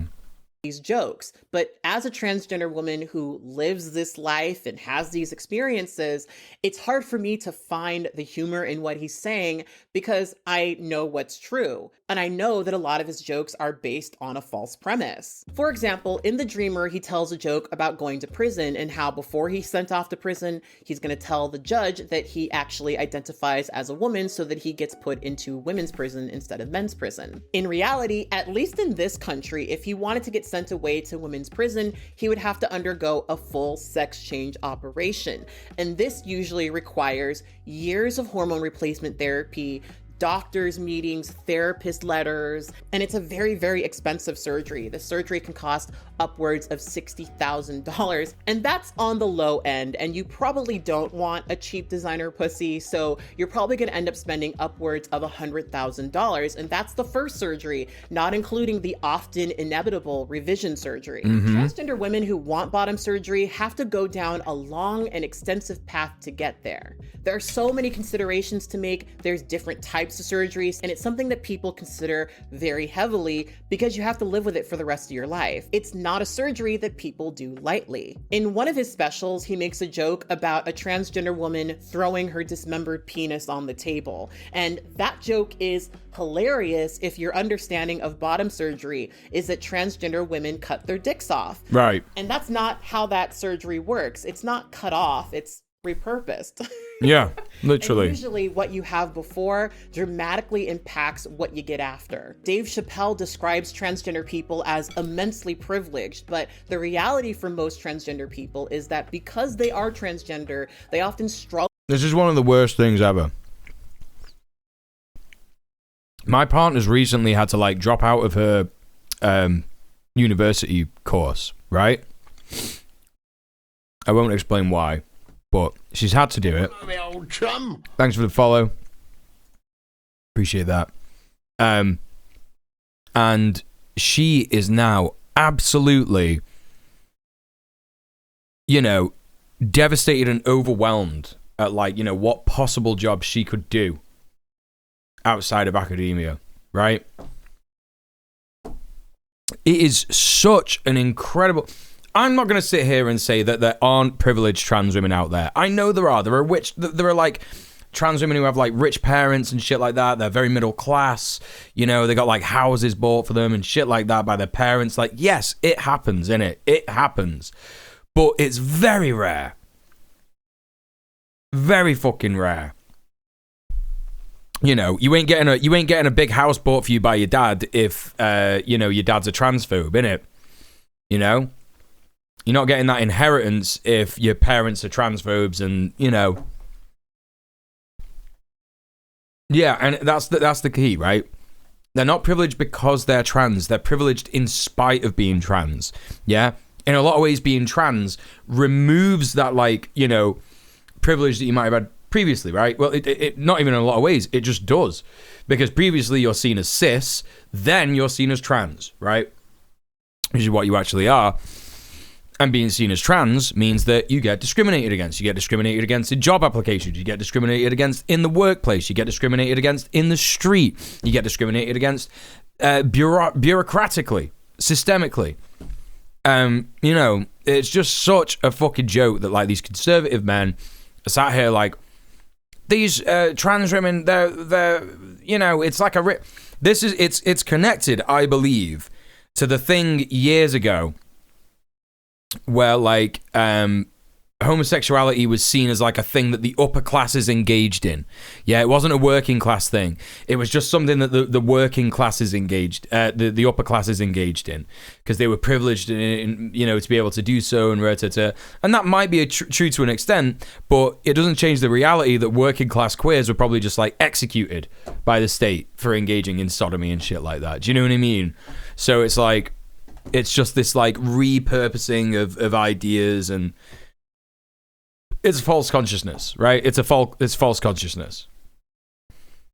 To financially support themselves in a society that is still struggling to accept transgender people. So the reality is that surgery isn't accessible to most transgender women who live in a society that still very much does judge transgender people. Maybe to very, very privileged people, but most trans women are not Caitlyn Jenner. So the vast majority of transgender women will never have this surgery, and not all trans women do. But most people are not going to care enough about transgender people to be informed about what they actually go through. And most people are only familiar with transgender people in the context of ridicule. So again, that's why a lot of people find these jokes to be funny, because they often don't know enough about transgender people to know that they're not really reflective of actual transgender people's lives. Now, I am more than aware of the fact that these jokes are not meant to be taken literally, but I felt like sharing all of that because I'm still stuck on the premise not being truthful. And that's why these jokes aren't funny to me. These jokes are just reflective of the ignorance that cis people have about what transgender people really experience. I hear them the way that I hear Joe Coy's Barbie joke. Ha ha ha, boobs are funny and weird. Right. Ha ha ha, Barbie is a woman. That is the way that I interpret it because I know better. And I think it's disappointing because I think that Dave is actually clever enough to actually make a good trans joke. But it is so much easier to be ignorant and to play to the ignorance of your audience. I typically would not put him in the same category as a Joe Coy or a shitty conservative movie like Lady Ballers, but that's where he sits for me right now. And watching Killing Them Softly really just brought home for me that Dave Chappelle is just not on that level anymore. You know, the paradox that drives me insane in this conversation is that I get offended when people think that I'm offended by Dave Chappelle's jokes, because I'm not offended by his jokes. I think his jokes are stupid. Constantly being told by Dave Chappelle's fans to get thicker skin and learn how to take a joke is really annoying to me, because part of me being a transgender woman is having thick skin. I could not survive in this world without having thick skin. I could not survive by accepting other people's negative feelings about me being transgender. I transitioned completely alone with no support from anyone during a time where there were no employment protections for transgender people. I could not survive in this world if I allowed people's feelings about my gender to limit my mobility in this world. And part of that was accepting that not everyone's gonna like it. Throughout my life, I have had to endure ire and rejection because of who I am, because of what I am. And through it all, I have refused to see myself as a victim. I have learned to accept that I will be ridiculed for deviating from the norm. And that's why I find it to be so annoying when people who cling to the norm, who cling to the status quo, have somehow convinced themselves that they're stronger and braver than I'll ever be. Newsflash, rejection of transgender people is the status quo. And in this status quo, transgender people are often never viewed as the faithful narrators of their own experiences. And for me, that is the actual issue that I have with the way that Dave Chappelle is positioned in the ongoing discourse about transgender people's lives. If you're not transgender and you've watched this video, hey Sasha, how you doing? Heard everything that I have to say, even if you walk away from this video disagreeing with me, I want to thank you from the very bottom of my heart for taking the time to hear what I have to say, because you're doing something that a lot of people seem uncomfortable doing. The uphill battle that many transgender people are constantly fighting against is that most people seem more interested in hearing what a person who is not transgender has to say about being transgender than they do hearing from a transgender person speaking about their own life and experiences. And the frustrating part of this is no matter how wrong they are or how ignorant they may be, their idea, their hypothetical, their assumption Same, is actually, Sasha. With So far more solidarity. validity than just us speaking about our own life and experiences. And very commonly, whenever transgender people try to stand up for themselves, we are told to shut up, get over it, grow thicker skin. And it's frustrating because we live in a society where the ignorance about our lives is defining what we can and can't do in this society. So many people would rather engage with a hypothetical about a transgender person than they would actually listen to a transgender person speak about their own feelings and how they navigate through this society.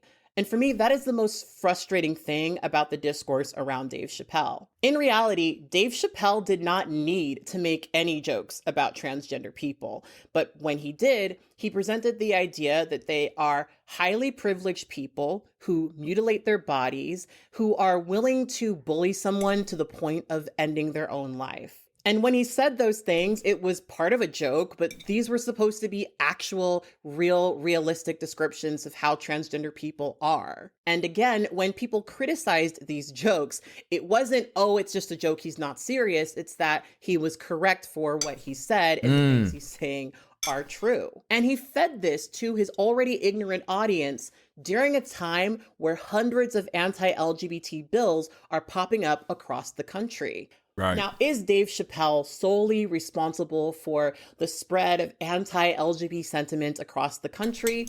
No, obviously not. But he certainly did decide to pour gasoline on that fire and then identify with the gasoline so that anyone who tries to throw water on it couldn't do so without feeding his flame. For some people, the more criticism Dave Chappelle receives, the more proof of how right he is. But I'm stuck on the fact that all that aside, he's just not as funny as he used to be. And personally, I think his trans jokes are just an indication of just how much of a hack he has become. And honestly, I'm pretty disappointed by that because I think he's actually a much better comedian. The Dreamer is very obviously a comedy special for a comedian who feels like they have done enough, who feels like he doesn't need to do the thing that comedians do. Dave Chappelle just is funny. And I think in so many ways, there's plenty of things to prove that, right? He has worked for a very long time, produced a lot of stuff, given me many laughs over the years. And I think he has, in so many ways, earned his right to be that guy who says, I'm funny, just accept it, whatever. But it's honestly just, again, disappointing. He very obviously is writing for applause, and I don't think that's going to change anytime soon. I can guarantee you that the next Netflix special he puts out, there will be a slew of trans jokes and then jokes about how people have canceled him, referencing how he can't say certain things these days. And I guess for me, it's just getting kind of repetitive. I thought that The Dreamer was definitely a funnier comedy special than his last comedy special. Okay. I think you're lying if you... I gotta feed the boy. I'll be back in a tick.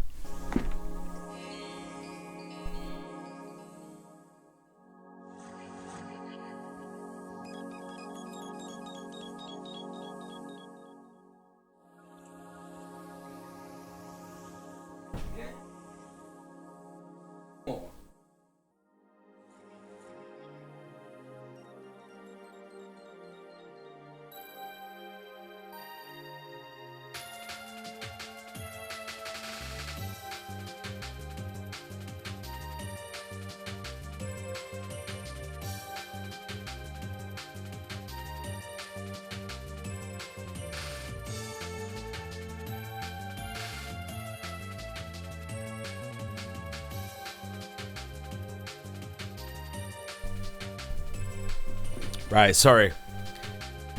He's getting used to this new routine where like he eats 4 fucking times a day. And it's like, okay, buddy. He's like meowing at me to feed him at all these like random times. He's not even got his proper like schedule as a cat sorted. So he's like meowing at me randomly, just like whenever he feels hungry. And it's like, okay, you got to get used to the new diet. I get it. But it's been an hour since you ate last, dude. Like, it's been an hour. No, the boy does take priority, obviously, yeah. For sure. Carpe says, I hate that argument that criticism is a sign of correctness. Just say, haha, you're triggered. Right, exactly. Like, if criticism is a sign of correctness, you know, then, like, Israel is correct in doing what it's doing. You know, it's such a logical fallacy. It doesn't make any actual argument. There's no substantial argument in there. It's just like, I'm upsetting people, therefore I'm right. Like, no, you know? Definitely not. Yeah, Margaret Thatcher must have been grand and correct. Killing them softly. And I guess it's interesting for me because as an artist and a public speaker, one of the things that I really appreciate is looking back at what I've done before and say, oh my gosh, you're so much better than that now. And I just don't think that Dave Chappelle can honestly do that when it comes to his work. I think that you're lying if you think that The Dreamer is a better special than Killing Them Softly. And yeah. Clearly, Dave Chappelle has nothing to prove to anyone. Like I said, to me, a good comedian knows when to end their set and to savor the laughter that they did receive. And I know that there will always be people who eat up every single comedy special that he puts out. And I think for that reason, he's going to be stuck in his ways for quite some time. Yeah. But I, for one, wish that he would heed the 5-minute warning from the stage manager, wrap it up, and leave the stage. Yeah. Say about Dave Chappelle's newest comedy special, The Dreamer. Let me know what you guys felt about The Dreamer. Did you think it was the score, chat. Softly? If so, I think you and I are going to The link to the video is pinned at the top of the stream. Please go show Cat Black some love. She's amazing. Go support her on Patreon.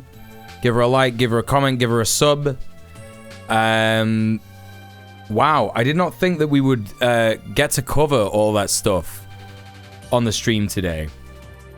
I thought that we might be struggling a little bit for time, but we did absolutely incredibly. Absolutely incredibly. We smashed through all of it.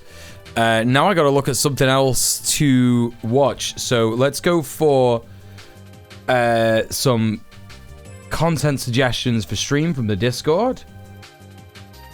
Oh, why have I gone in there? Get me out of there. Let's have a look.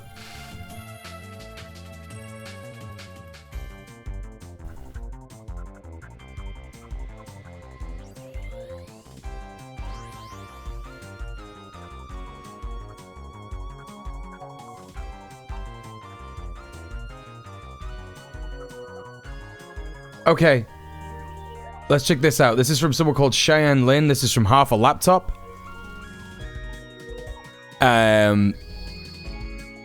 This is called Children in an Era of Hyper-Individuality and Late-Stage Capitalism. So I don't know who this person is, but they seem pretty based. I'm gonna drop a link in the chat. I'm gonna pin it. And we're gonna check this out. I have no idea what kind of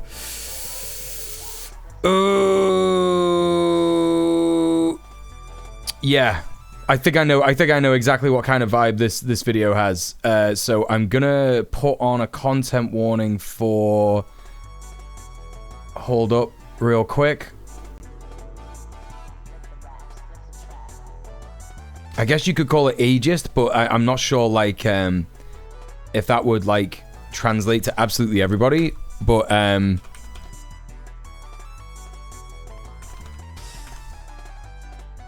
so I think the content warning I'm going to go with is, anti-child. Like, anti-child sentiment.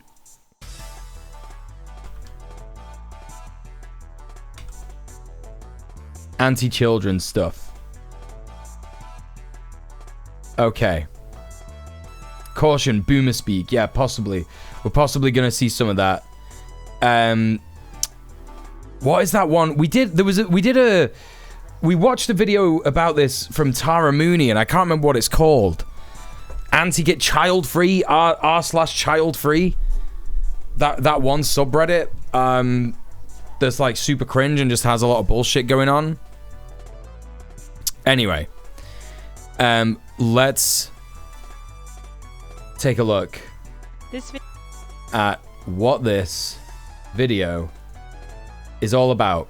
Also, I'm going to use this opportunity to remind everybody that yes, my entire life is funded entirely by my work on Twitch. Please consider subbing off Twitch. It means that I can pay my rent. It means I can pay my bills. It means that I can, like, you know, afford my groceries, etc., etc. Please consider subbing off Twitch. It means that I get 100% of the money that you donate to the stream. I would only ask you to donate £5 or $5 or however much it is that you would donate via the platform you're on, YouTube or Twitch itself. So it means I get 100% of the money that you donate. It also means that you're not supporting platforms that are pretty bad, definitely counter-revolutionary, certainly upholding white Western hegemony all over the world and imperialism, you know, promoting videos from Israel and shit like that and banning people for talking about Palestine. So yeah, don't use those platforms to give me money. I would really appreciate it if you didn't. Anyway, let's crack on. Also, welcome to Baz. How you doing, Baz? Good to see you. Yeah, let's crack on with the video. This video was made possible with the support of my lovely patrons. If you'd like to sign up to see videos early and help support my work, the link is down below. Now on to the video.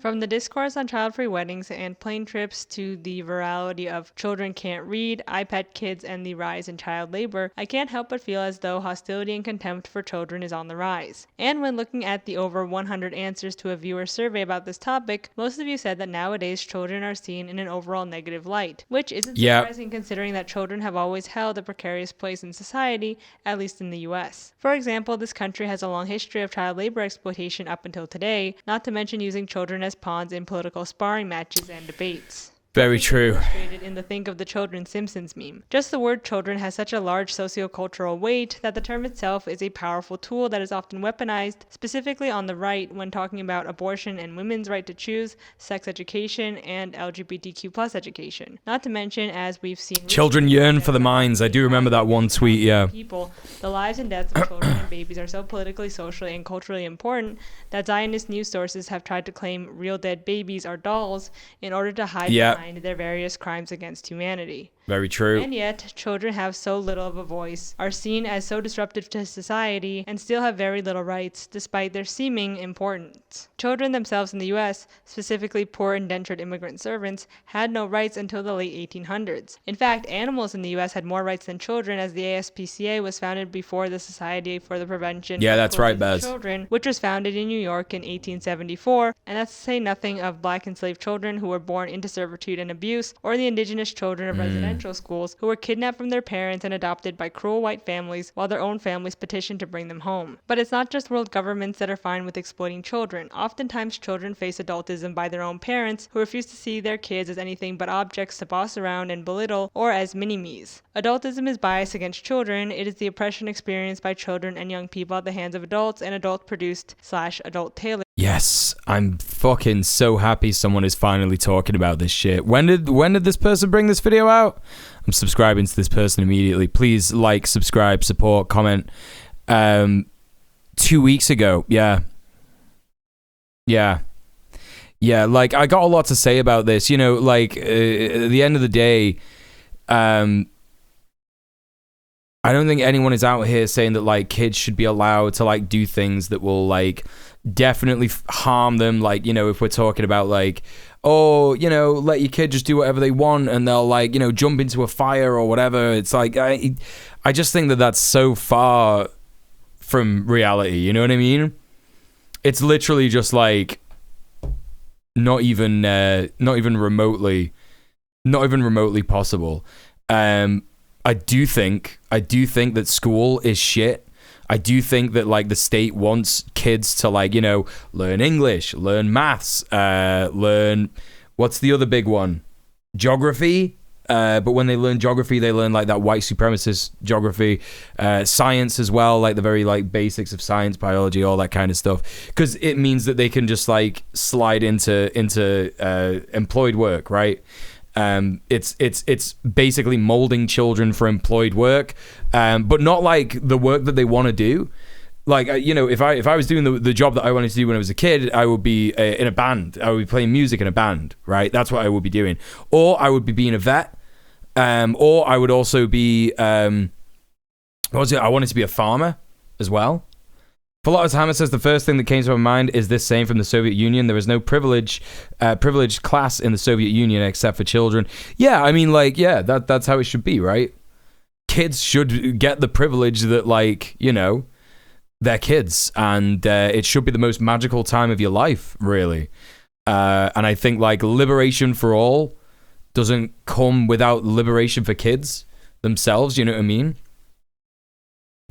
Sasha says it's because all those damn kids ask so many silly little questions like, why do you have to go to war? What's with all that climate change, Mr. Oil Company? Right, exactly. Hey Fab Four, we're good to see you. My dad did this. He would always say shit like, come on, you're X years old, but would always add like 2 to 3 years. Yep. Definitely. Systems. Children don't get to make the world they live in. They aren't able to have a say, and thus... This is a great sort of like mini little example, like the way that the world talks about Greta Thunberg. It's a big example of how people look down on children. Everyone laughing at her and shit like that. Yeah, the how dare you meme, are subjected to the whims of the adults in their lives, and that's a scary position to be in, especially when adults view you in a mostly negative light. We live in a world where some adults have the audacity to use children as political talking points and say how much they care about them, only to then turn around and continue to... Yeah, same, Baz. I think that's everybody, yeah. Both decisions that directly... Yeah, Greta Thunberg's right. Fully correct. All kids then and now continue to suffer at the hands of adults who only see what they can gain from children rather than what children themselves have to offer. And I personally believe that capitalism plays a huge part in why children continue to be oppressed. Firstly, and most obviously, child labor is a perfect example of how we devalue children and humans in general. She's spitting. If we're okay with exploiting kids, what does that have to say for grown adults? Secondly, capitalism makes us view others, no matter their age, in very utilitarian terms. What can I get out of you? What can you do to benefit me? How can you make me money?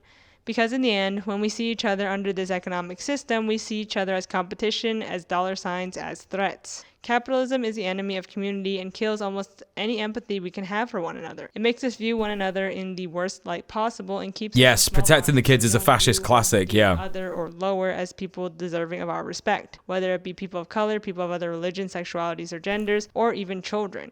Not to mention children of other races, creeds, etc. And all of this is to say that I think the way we treat children in present-day society is a perfect metaphor of how capitalism keeps us... What does this one person say? We're choosing not to have children at our wedding, so let me show you how we addressed it on our wedding website. We said, hey, we love kids, but this is an adult-only affair. Yeah, this shit, like, fucks me up. This shit fucks me up so much, right? Because it's actually antithetical to what capitalism wants from marriage, right? Marriage is not just capitalism, it's patriarchy, capitalism, they're like this. I'm a firm believer of this. I don't care what you think about marriage. Marriage exists so that men can force women into contracts that they find it very difficult to escape from, that essentially consign them to a life of free labor. Right? Free reproductive labor. That's what reproductive labor is. Being a wife. Being a housewife. Yeah? Look after the kids. Make the food. Clean the house. Organize all the stuff in the house. And don't get money for it. Right? That's reproductive labor. Yeah? Something I've been laughed at many times for talking about by many different people who are just confidently wrong about absolutely everything that they talk about. But we move. But, this in itself, like, we're not having kids. Yeah, we're not having kids. What we're going to do is we're going to have a wedding without kids, right? So basically what you're doing is like, it's subverting what capitalism wants and patriarchy wants, but in an absolutely bizarre way that only really hurts kids, right? It only really excludes kids and hurts kids. You know, marriage in a Western society is a tool of white supremacy. I believe marriage everywhere. If it, you know, if it involves a contract, if it involves something that like prevents women from doing stuff, do you know what I mean? From having freedom, from having autonomy and shit like that. Like it's patriarchy, right? That patriarchy maybe as a result of colonialism, for sure. I think that's absolutely true, and that colonialism is certainly white supremacist. But you know, I think all over the world, it's patriarchal. Patriarchy and white supremacy, they're like that. It all comes together, you know? Patriarchy, white supremacy, capitalism, imperialism. It's all, you know, different shades of the same thing. Yeah, women weren't able to have a bank account without a male co-signer until 1975. Yeah, absolutely. From seeing people as people. Under capitalism, all children are good for is their labor. And if they can't do that, then what's the point? Move out of my way, crotch goblin. If the way we see and treat children are the barometers for a society and culture's morality and justness, then we're doing a pretty shitty job. Personally, when I hear the terms child-free wedding or child-free welcome back, Steph. Enjoy your soup. Kids or how's your soup maker? Was it called like a soup kettle or some shit?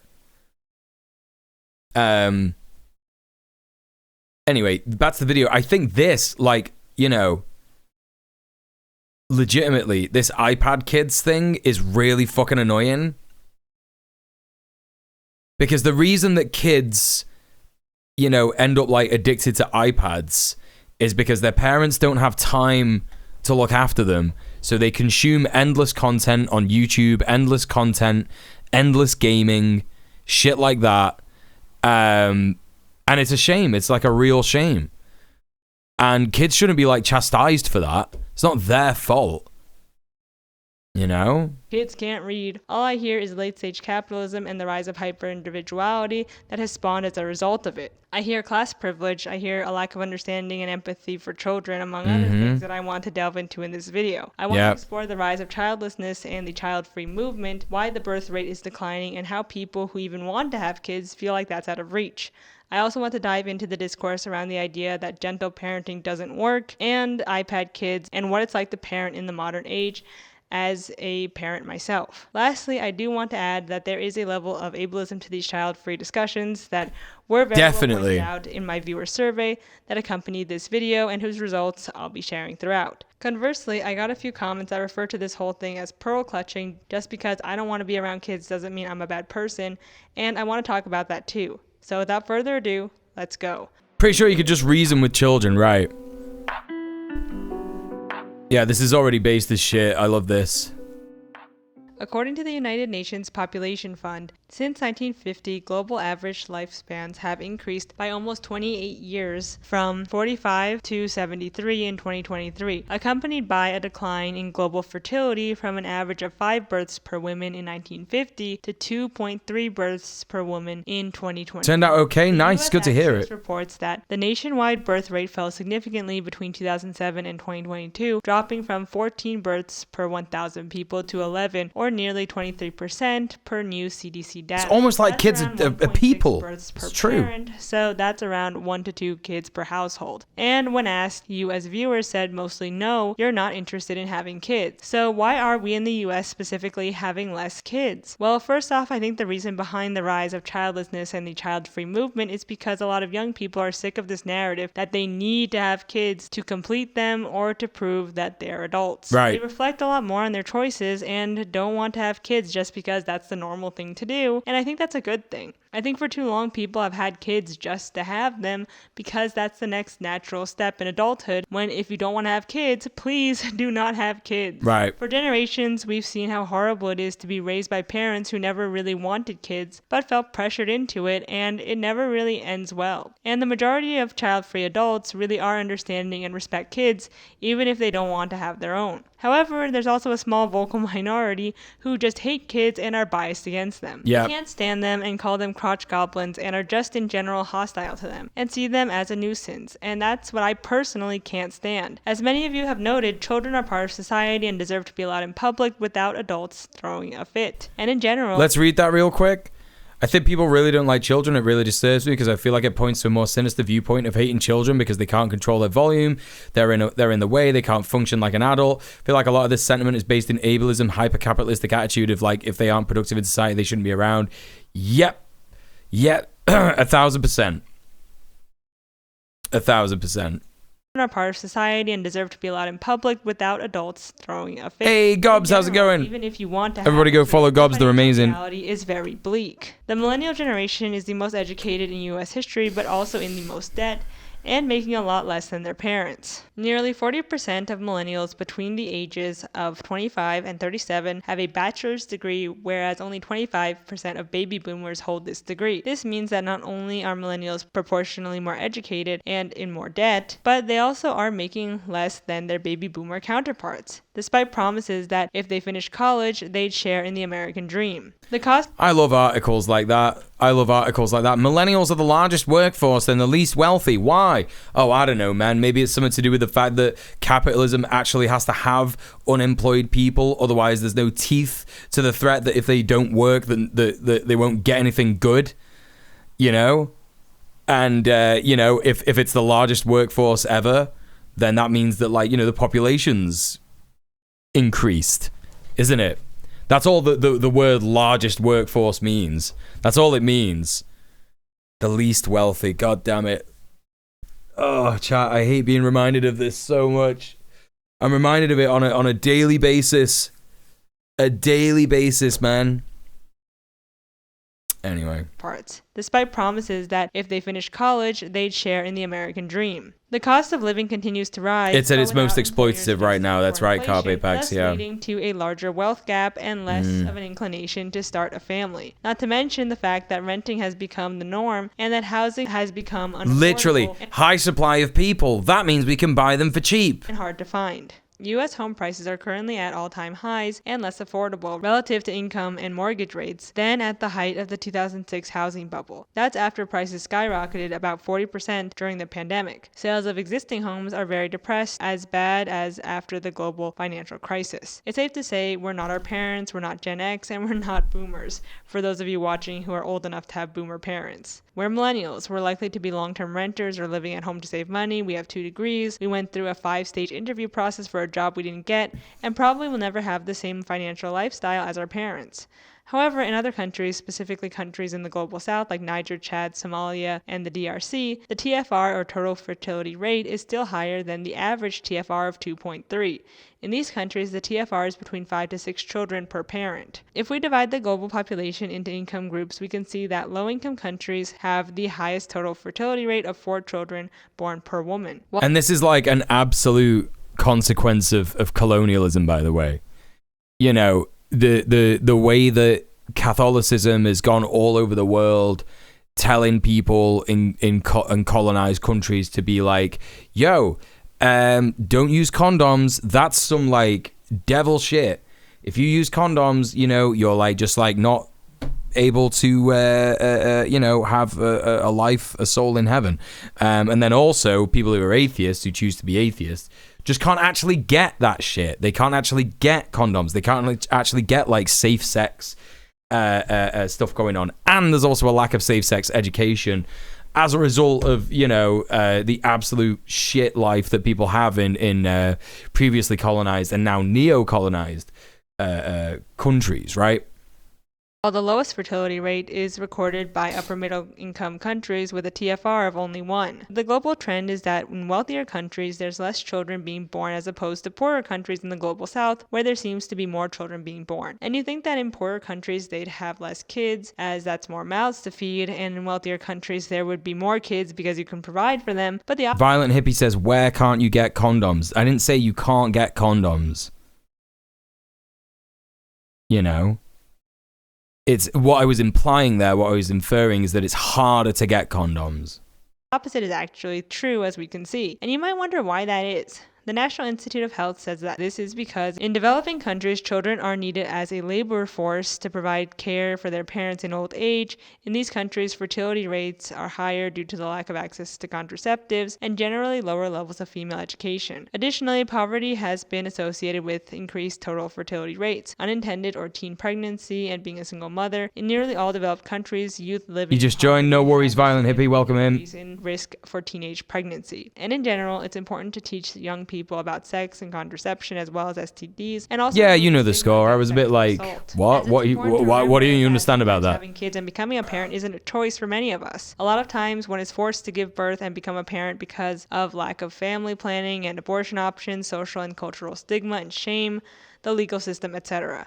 But another important factor to high birth rates is because children are used as part of the labor force in these nations, but only because the US, for example, as well as Canada and other Western European nations demand products made from child labor in the global south. Cobalt mines come to mind, as cobalt is an ingredient that is used in lithium batteries that power our electronics. The DRC in particular is known for child labor in their mines that eventually get shipped to China to make iPhones, which are then put together by more child laborers. The Congo right now is actually facing a humanitarian crisis due to decades of clashes between armed groups, widespread violations of human rights, and devastating incidents of gender-based violence. 7 million people have been displaced and 1 million are seeking asylum. At the same time, the DRC hosts more than 500,000 refugees from neighboring Jesus fucking Christ. Cyberlife says, we aren't suffering from capitalism, it's from corporatism. I've worked in corporate fire a few decades and I will never go back no matter the pay, the dirty tactics, the blatant lies, and trying to manipulate and cutting corners and telling people in a slump. We think it'd be best if you looked to achieve your goals in another company rather than be human. Right. Do you understand what a corporation is? Just need you to ask that.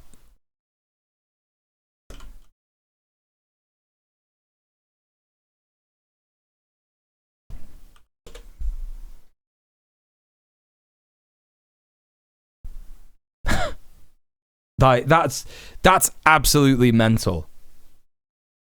That's absolutely fucking mental.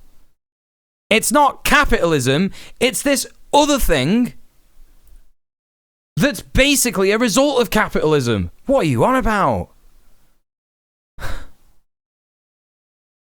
It's not even diet capitalism. Corporatism is literally, like, when people say corporatism, yeah, what they're saying is, oh, it's these big corporations that are hurting people. You got to save the mom and pop businesses. Like, where do you think?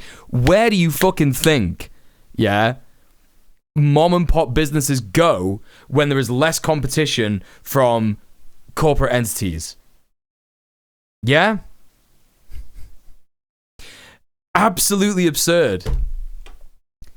Corporatism owns everything. You're not answering my question, dickhead. I asked you, what is a corporation? What's a corporation? Yes, you're correct. Corporations own everything. I'm not denying that. Whoa, chill the fuck out, dude. It's hard to chill the fuck out when people like you, who are idiots, come into my stream and try and tell me that I'm wrong when this is literally my job. I've been doing it for 6 years. I'm a fucking activist. Not only that, but I'm also fucking poor, yeah? I've done my own material analysis, and you're out here being like, actually, it's not capitalism, it's corporatism. David Lynch said in one of his productions, Einstein must have had such a heavy load because there are fucking morons everywhere. And he's right. neighboring countries. And it's a slippery slope to go down when you talk about declining birth rates in the US and quote-unquote undesired high birth rates in impoverished parts of the world, because it's a pipeline to eco-fascism. Eco-fascism essentially says that there's too many brown and black children, but not enough white children, without taking into account the fact that, like we just mentioned, it's the US that this little fucking twat. Alright, I see you're just a huge child. I put my 2 cents and experience of what's a part of your suffering, and you insult me and act like a dickhead. Cool, bud. Good luck to bringing new people when you treat them like this. Cry me a fucking river, dickhead. Cry me a river, dude. Shut the fuck up. Oh no! My feelings were hurt! I said something stupid, and the streamer asked me a question which I still haven't answered because I know it would completely defeat my argument. And now my feelings are hurt. He's never gonna grow as a streamer if he keeps correcting people for saying absurd things. Wanted a conversation and you act like a dick. What do you think this is, bro? You think this is the place where you come in and like everybody gets to just like have a conversation on your terms with you, like a fucking entitled piece of shit? Like, shut up, dude. Fuck off. Incredible. Incredible. I'm gonna give you 3 more minutes to answer the question. What is a corporation? I'm gonna give you 3 more minutes. Yeah, starting from now. What is a corporation? Answer me that. Yeah, answer me that, and maybe I'll give you a chance. You know. What time are we on? 20 minutes. Okay.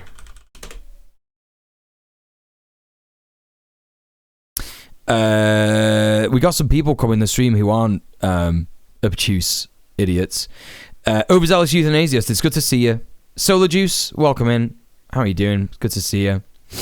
I've had worse experience working for mom and pops than any corp. That's true, actually. Yeah, me too.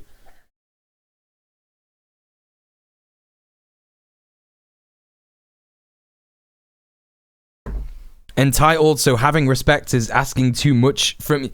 Yeah, you're not answering. Yeah, okay. See you later, buddy. Fun time. Fun time, dude. Yeah. The problem is corporatism. Has at least some part in these quote-unquote undesired births. In the end, the problem isn't overpopulation, it's... That was pretty funny when he wrote 2 cents, isn't it? S-E-N-S-E instead of cents. And he got offended that I called him an idiot. Also, hi, Serena F. as well. Good to see you. Long time no see. Hope you're doing well. Yeah, I'm sorry. When people come in like that and then there's new people coming in as well, like I tend to like miss it a little bit. Sorry about that. But good to see you. Also, Rob Warrior in the YouTube chat says corporations are gears for the capital machine. Yeah, literally. That was what I was wanting him to admit. Buddy came in shouting out nonsense and then got offended when I challenged him. I know. Like, forget it. Overconsumption. Overpopulation. We're also like doing a video called Children in an Era of Hyper-Individuality and Late-Stage Capitalism that is about like adultism against children, ageism towards children. And my man's here being like, you're a huge child. Whereas actually that is a compliment considering the subject matter that we're currently discussing. Doesn't drive climate change, but right, Goblin Hugger, yeah, absolutely does. With the world's richest 10% responsible for half of the carbon emissions, and that's right, Sasha, yeah, responsible for only 7%, it's clear that overconsumption. Yeah, in it, Aslan, yeah, sheer projection. Rather than concerning ourselves with population control, it's late-stage corporatism, actually. Most likely racist and classist. Those of us in the global north must instead send me to the mines. Yeah, and more importantly, put pressure on governments and corporations to decrease theirs. The idea that climate change is the fault of non-white people in the global south is an eco-fascist idea that allows for governments, corporations, and citizens in the global north to remove the blame from themselves. Additionally, the idea that the world would be better off without humans ignores the fact that indigenous populations lived on Earth for millennia. It's crony capitalism. Levels of carbon dioxide in the atmosphere. And it's not only eco-fascism, but eugenics. Think of Idiocracy, which basically said people who have too many children are just stupid, and thus they have stupid kids because intelligence is genetic. So that's who was the guy that did Idiocracy again? Was it Mike Judge? Yeah, Mike Judge. Yeah, such a shame. Such a shame. That guy was onto something with like Daria and Beavis and Butthead, but yeah, just like completely ruined everything with this movie. Children are just stupid, and thus they have stupid kids because intelligence is genetic. So that's why poor, stupid people are overpopulated. Recommend Ireland or Scotland to live in. Ireland and Scotland are both pretty good, but Scotland is under the, Scotland is still under the control of the British Crown. So I've heard Ireland's pretty good. Not amazing, but pretty good. Who wait too long to have children because they actually think about the consequences and are smart because they're wealthy, and I guess intelligence is genetic. It just leads to a very racist and classist way of thinking. And in the end, something black and tans, right? Element when it comes to contempt for children, at least in the U.S. When you grow up in a society, it's a shit movie. You don't have to see children if you don't want to. When you live what do you think that Mike Judge was onto with Beavis and Butthead and Daria? I think that he was onto like a pretty like solid like comedy angle. Like Daria was like pretty fucking cool in terms of like, you know, a very disaffected you know, teenage girl who just did not like middle class parents, did not like the fact that she went to school with a bunch of jocks and shit like that. Like that's something that I think kids can even relate to nowadays. And then also you've got like Beavis and Butthead was genuinely like one of the funniest fucking shows I've ever seen in my entire life. It was like, these guys are just like the worst guys ever. And they're the worst guys ever because, like, you know, they're victims of patriarchy, they're victims of, like, you know, white supremacy, like, you know, capitalism and shit. They think that they're being really cool by watching all these metal videos and shit, but actually, like, they're just fucking themselves up and they're fucking everybody up around them. You know? He had like a bit of like liberal brain for sure in Beavis and Butthead, like the way that he sort of like you know, portrayed the liberal hippie teacher, and he also portrayed the like the Hank Hill character, who, well, the guy who ended up being like the voice of Hank Hill, which was just Mike Judge, but was you know, was basically like a guy who lived in a trailer. Yeah, I really liked Beavis and Butthead and Daria. Cool shows, you know? A white wealthy suburb that's zoned for single-family houses with little to no third spaces or public transportation, you could literally spend the entire day without interacting with a single soul that's not outside of your immediate household. And that's an extremely individualistic way to live, and also a privileged one in that you can curate your surroundings. Your house becomes your little kingdom. Your property becomes your domain and yours alone. You don't have to... Bit of liberal brain is the price you pay for filming a movie with half a decent budget? No, gonna completely disagree with that. Completely disagree with that. There are like plenty of independently produced films that haven't had like any budget that make a really good commentary on like themes like capitalism and white supremacy and all that kind of shit, like in a very like leftist way. Yeah, I completely disagree with that. Completely disagree with that. Those boys been whacking in my tool shed. Space with anyone else. And I personally find that really damaging to society as a whole, especially when it comes to the child-free debate. Some child-free people, not all of them of course, but some of them can be really annoying because they just don't get kids and don't want them in their lives at all at any cost. And that's because they probably grew up in a world that was catered to their needs and comfort and didn't have to be exposed to anything that they didn't want to be and compromise with other humans. Growing up in a city or urban area where the front porch or sidewalk becomes a third space, especially in the summer, and when you live in mixed-use spaces where there's other people in your space, including kids, I personally think that makes you more empathetic and more in community with your fellow human beings, and that's a good thing. There's been articles written about why wealthy people hate noise, and that's because they lose control of their... I don't quite know what you're on about, Sasha. They hate compromising because they believe they're entitled to comfort rather than trying to empathize and understand others. In addition, in neighborhoods that have been gentrified, the new wealthier residents demand and impose quiet in an area that was usually very communal, a little boisterous, and where people communicated openly and knew one another. Rather than calling 311 or 301 to file a noise complaint, you'd actually go over and get to know your neighbor and be able to have a conversation about the noise level. But now... Holy fucking shit! Holy fucking shit! That's true. Like, this is so fucking important. Genuinely, yeah? Genuinely. They had to make it a bit libby to get funding and network support. Is that what you meant, Sasha? Yeah, okay, like, yeah, I get that. But, like, at that point, if you have any morals, you just, like, don't make the movie. You know? If at that point, like, you know, you really value yourself as an artist, you don't sell out. That's literally what my new video is about. Support me on Patreon, patreon.com/djmuel, youtube.com/djmuel. But this, by the way, this is like so incredibly important. You need to be able to like go to your neighbor and say, yo, just letting you know, music is a bit loud. I gotta go to work tomorrow. Help me out, man. You know what I mean? Like we're all in this together. I know you're having like a party, a blowout, whatever, but like, you know, we gotta like work together in this. We're all in this machine together. And you know, the sort of splitting up of people and separation and shit like that. You know, calling authorities as a means of imposing silence. Like, it's absolutely like fucked. Knowing your neighbors, getting to know your neighbors is such a fucking like anti-capitalist thing.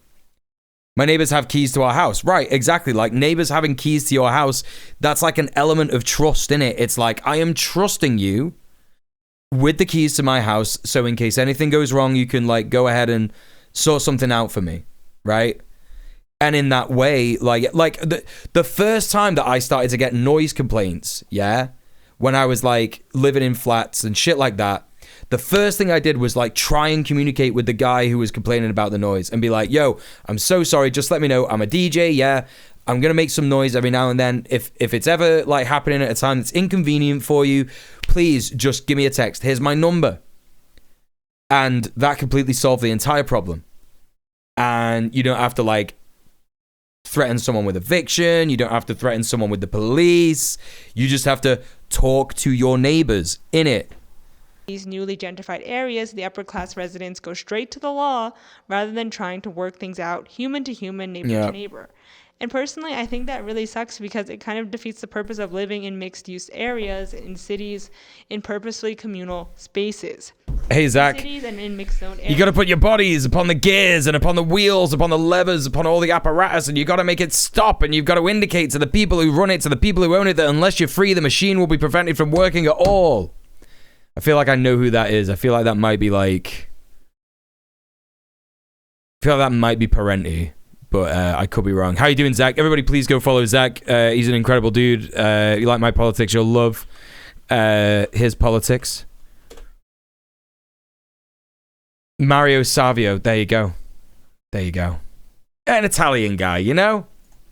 Areas, you will inevitably be brought into community with others, but it seems as though there's just such a pushback against that. I wish I could trust my neighbors. I live in government housing. A lot of people steal from others' apartments. The reason that people steal is because they are working class and they don't have money, right?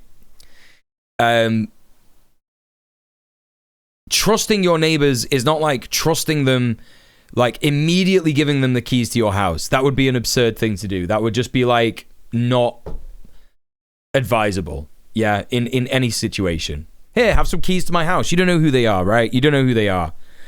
If it's impossible to have a relationship with your neighbors because you can't speak to them, you know that they like will steal from your house, you know they have stolen from your house and shit like that, then like that's a different story. But like again, like the reason that people steal is because of the system. The reason that like, yeah, do a house swap for a week. No one's going to advise you to do that. At the end of the day, like, people are less likely, and this is just a fact. This isn't just me like telling someone off in the chat. I'm not telling you off at all for this, Baz. Like, I completely understand your situation here, but like, it is not just like conjecture, but it is completely true that, you know, when someone gets to know you, they are much less likely to steal from you than they are from other people. Like, and here's an example. This is like real life anecdote from me, yeah? Real life anecdote from me. I knew a guy. I was very good friends with a guy who was a thief, like a straight up tea leaf. He would nick everything. He would nick fucking everything that wasn't nailed down, yeah? But I didn't know this about him. I had no idea. I was young, I was 18, 19, it was my first flat ever, and I just used to let him come around and chill out all the time. We used to smoke the same weed, you know, I would like cook food for him, this, that, and the other, and he would never, ever, ever, not once steal from me. but he did steal from my other friends. Even when I met him on a night out, yeah, years after I found all that shit out and I knew that he'd stolen from my friends, and I like gave him another chance. I was like, yeah, come and hang out. We're all going back to mine in a bit. Let's chill out, this, that, and the other. And he came back and he stole one of my friends' laptops. Didn't take anything from me. My laptop was out, but he nicked my friend's laptop. I was like, you've got to be joking, bro. You have got to be joking. You know? Mental. Absolutely fucking mental. But that's proof, right? He was a thief. He had a problem. But he never stole from me. He didn't steal shit from me. Anyway. Yeah. I think at that point it's kleptomania. No, this guy was poor, Sasha. This guy was a poor son of immigrants, like second wave immigrants. Like that. That's all it was. In fact, no, I don't think he was a second wave immigrant. I think he himself was an immigrant kid. You know, racialized black guy from Somalia, like, you know. I think that he just like he had a shit life, and you know, he wanted a better life, and you know, he saw people around him with nice clothes, nice food, nice things, laptops, and he didn't have any of that, and didn't see any way that he could get any of that. It was a real shame. I wouldn't steal from friends, sure, but some people would, and some people do, and that's, again, it's a product of the system, not the person. Do you know what I mean? We have to rid ourselves of this individualism where we say, oh no, that's such a wrong thing to do, I would never do it, because it's not about someone never doing it. It's not about someone making the decision to do it. I'm decided I'm going to be a thief. I'm going to do this thing, this incredibly distrustful thing, this incredibly potentially like harmful thing to people. People do it out of need because the system oppresses them to the point where they are fucked. Do you know what I mean? Doesn't make it right, doesn't make it okay, but it's rarely an individualist personality choice, you know. Nor is it some kind of disease, you know. Anyway, listen, chat. We don't have time to crack on with this video, which is fine because we got through all the other stuff that I wanted to, and that's very cool and very based. Now, I wonder if I can sort this out.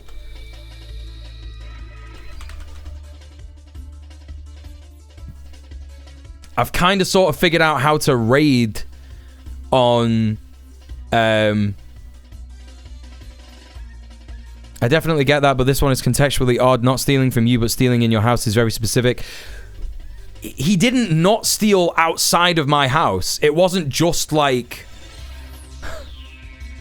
He didn't only just ever steal in my house. He stole things when he was in other places and all. Do you know what I mean?